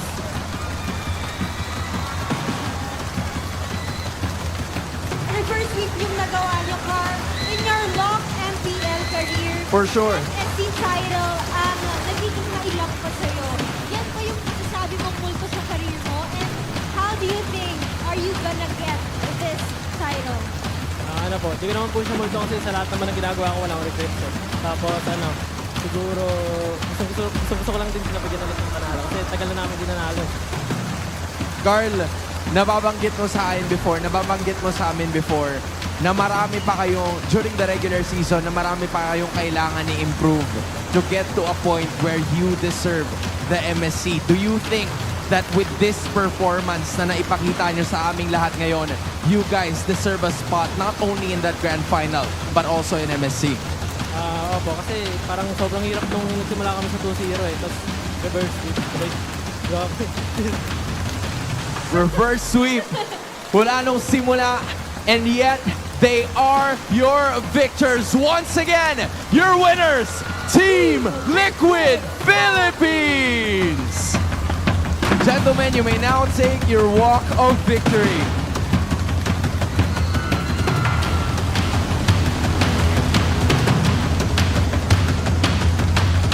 And with that crazy win, you guys may now take your bow. Odin, 20 games in 2 days. I cannot believe that this is the playoffs where we are now. Mukhang nasa Grand Finals na tayo, pero saludo ko sa lahat ng players, sa lahat ng ating mga casters, sa panelists, and even sa ating super fast na hindi nauubusan ng energy for the playoffs. One thing is for sure, hello world, the Philippines is waving. Balik na natin sa ating panel.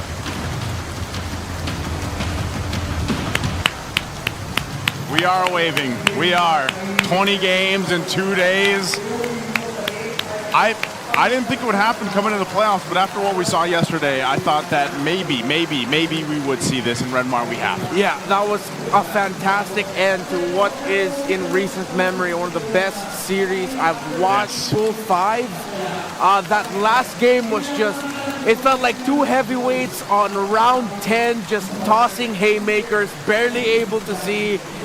But in the end, it was Sanji who became the difference maker. Those diversions that really changed the game, and Oheb to remind the world his name, why he's the Filipino sniper, safely from a distance, raining bullets down on Falcons. 9-2-4 in this game. Just a massive win here all around, and like I said, they took the Granger from Super Marco. Super Marco was playing the Granger for so long. Yeah. Oheb's like, you know what? We'll take it. The Harris was banned anyway, but that's the thing, man. I love it when we have these 5-game series or the full series, and like the 5th or last game is like this, because it's kind of like anticlimactic sometimes when we have a full series and then that last game's a 10-minute game. You know what I mean? This was a back and forth. The whole series really was, and we're gonna take a look at the highlights here for the MVP Oheb, but also just as a whole for the team here. And I don't know if it was just too much to handle because both teams had a lot of utility. Oakwood, I feel like, just wasn't able to get the positioning that maybe he was looking for the majority of the game. There might have been some moments, but what really stood out, like you mentioned, was Sanji. Sanji's diversions, especially when it counted, was crazy. And this is, Oheb. Yeah. The double right there is awesome, but there's also a great response from Falcons through this fight. And that's why I was saying it was such a pendulum swinging game in Game 5. Yeah, it was the diversion of the low Yi versus the shortcut of the chip. Who gets to make the most out of that and who gets to respond to those moments better. And again, it was just a pendulum, a lot of back and forth up until it wasn't. Up until the diversion started catching Falcons off guard. Up until the diversion started forcing out some errors from Falcons, and Falcons mispositioning themselves. They had no right to be sitting all that close beside each other up against a Terizla who has a flicker with him, against a low Yi as well. They should not have positions like that in that Lord, and that just started the slow downfall of Falcons, getting spotted out by Team Liquid Philippines at the right time in the map, making the most out of their missed positionings, and just getting punished over and over again for what felt like 10 straight minutes of Team Liquid Philippines reading Falcons like a book, but it was just like around 6 to 8 of that happening. Just so good, man. Again, really showcasing in those precious moments how to make it work. And a lot of those fights that we saw too, I just felt like, again, and it wasn't Ogren's fault, but like he was just a little too late in a lot of those crucial team fights, and I don't know. I know you guys mentioned the Jushin going into the XP lane. If this was something else, would it have been better, or was this the right choice for Flap to put in the XP? It was an interesting choice, and honestly, I'm not knocking it. Before he started racking up deaths, he was a huge thorn in the side of Team Liquid Philippines, and why there were some engagements that once they took it, it was just one Jushin Crimson Beacon away, and Flap TV being able to lift up the members of Team Liquid Philippines for Falcons to completely change the narrative of that team fight that Team Liquid Philippines would initiate.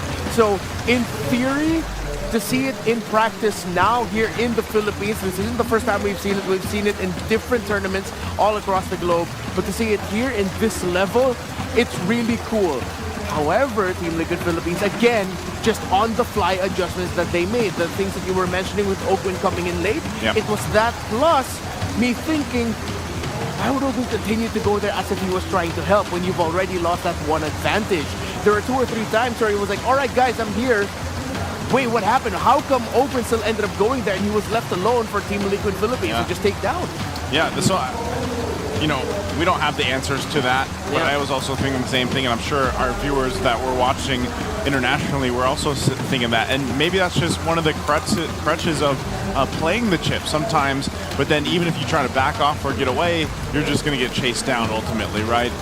But again, these are our top 4 stats here for this game.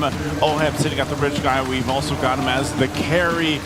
Kyle Teasy, yeah, he took a lot of damage, and of course Sanji there sitting at the wingman, and this is a signature pick for Sanji, so it's not a surprise. Also for Oheb, the BPI rich guy here, 810 GPM, a little over 14,000 gold, and again, he was just able to play with the space that was provided from the team that got him there. But again, like you said, a good reminder of why he is called the Filipino sniper, even if he's playing this Granger here. A lot of the shots, a lot of the movements that he was able to make were just on point here. So again, that was, I couldn't honestly ask for a better 5th game, but just like both series today. And I feel like we said this on desk yesterday. Yeah, 100%. This entire day was just great.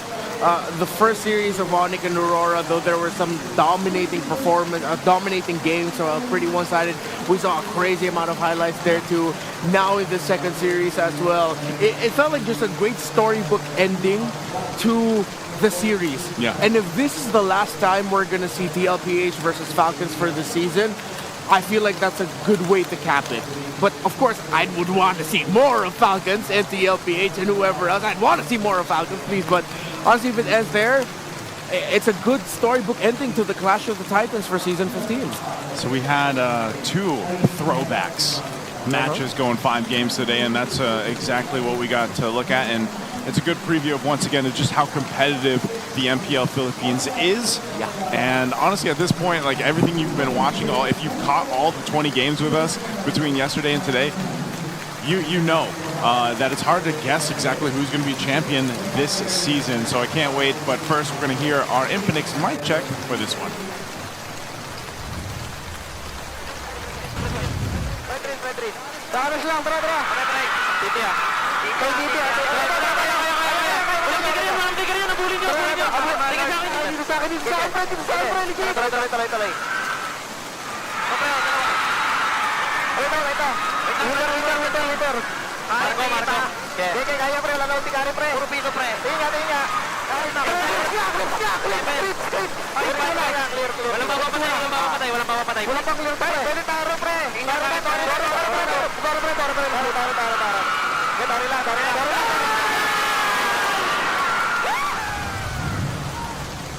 That's the kind of celebration I like to see, you know. Again, it's not all the teams that celebrate like that, but you get a reverse sweep, mind you. Everybody was thinking it could possibly be a sweep, but you get a reverse sweep like that for TLPH. That has to feel good to stay locked in that long and get it done. Because again, Falcons, they're not a team that you can underestimate. Any of these teams here right now, you cannot. So congratulations once again to TLPH. Any last thoughts on, you know, how today has been, how yesterday has been, how possibly tomorrow, Renmar, we might be here for 30 games? It's been magical, honestly. No other way to put it. The series, the stories we've been able to tell, the highlights that we've seen, players.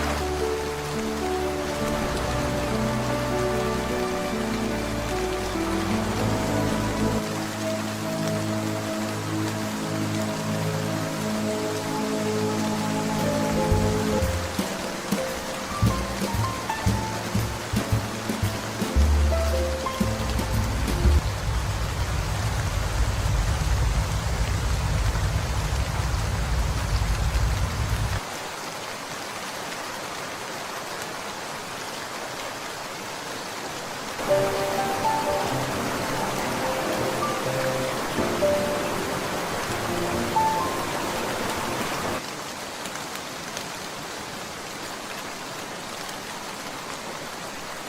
we go inside? Yes, I'm cold.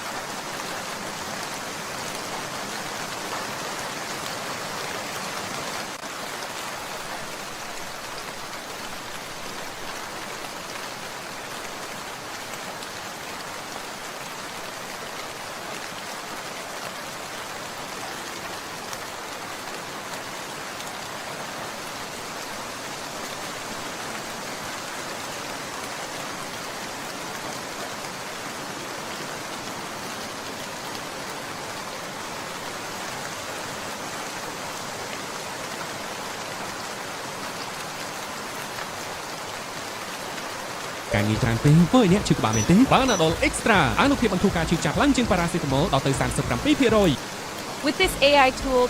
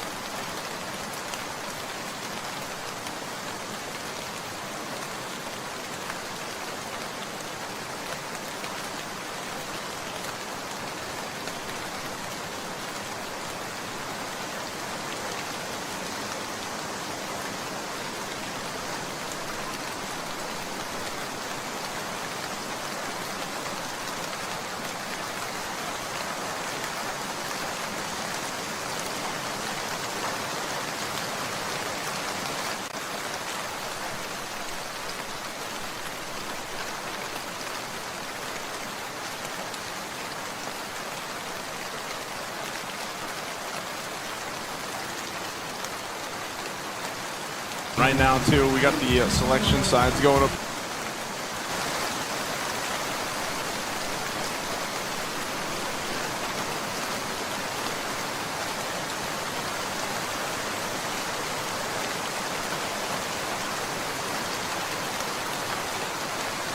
Right now, too, we got the selection sides going up.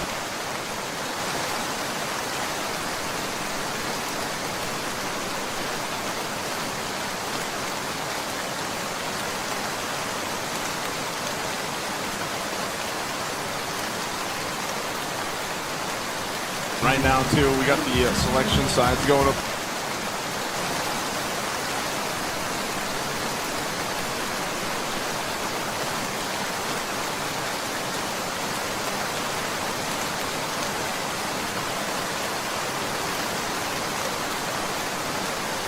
Right now, too, we got the selection sides going up.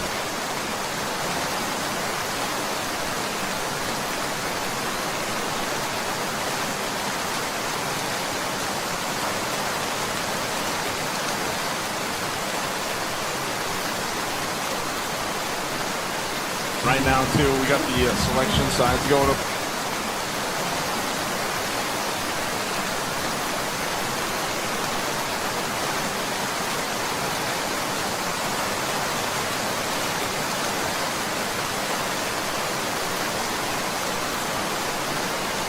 Right now, too, we got the selection sides going up.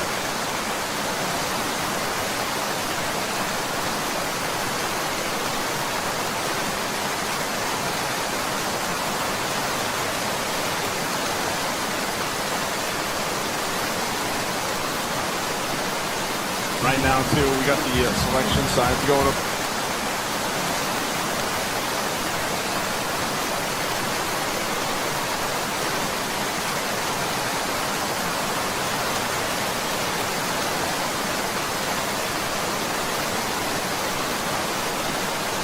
Right now, too, we got the selection sides going up. Right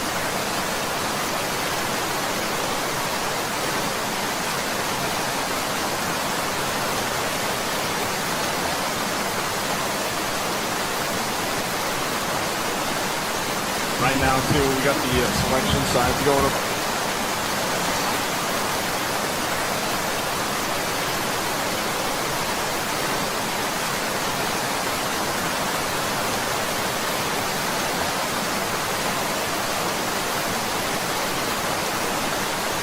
Right now, too, we got the selection sides going up.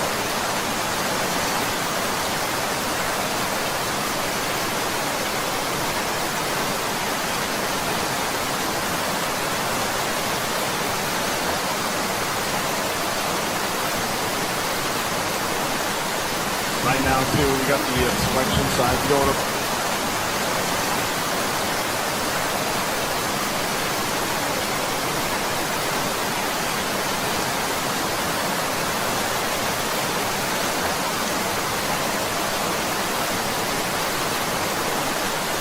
Right now, too, we got the selection sides going up.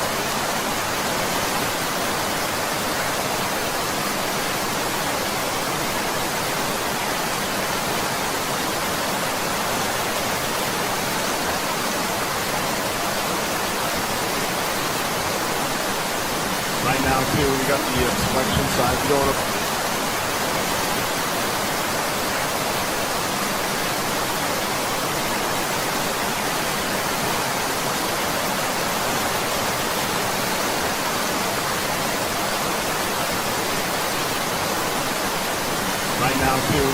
we got the selection sides going up.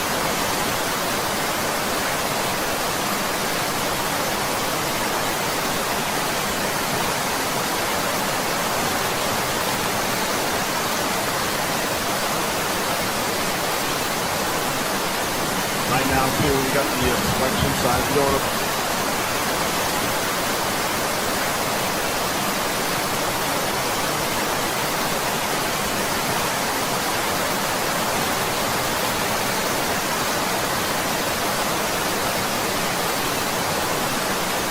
Right now, too, we got the selection sides going up.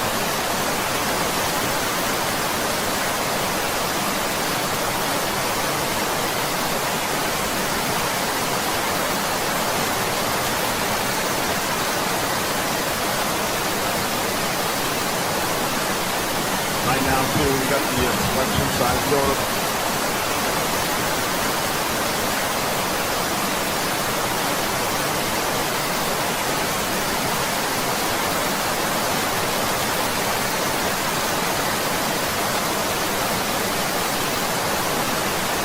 Right now too, we got the selection side going.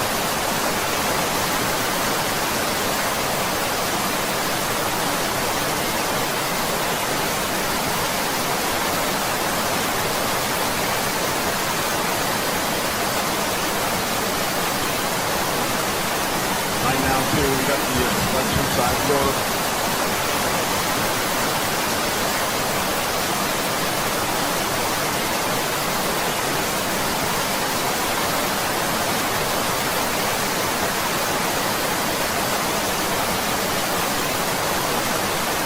Right now too, we got the selection side going.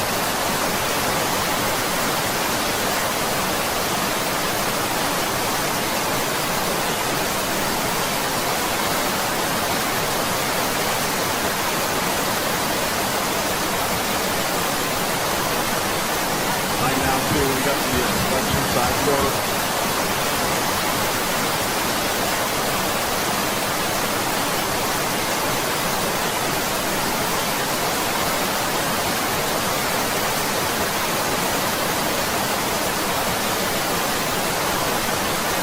Right now too, we got the selection side going.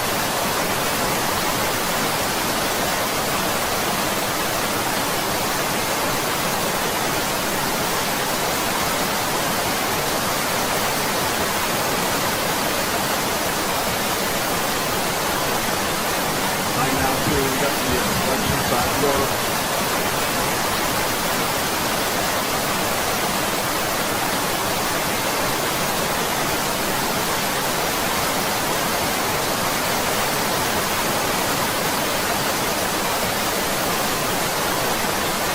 Right now too, we got the selection side going.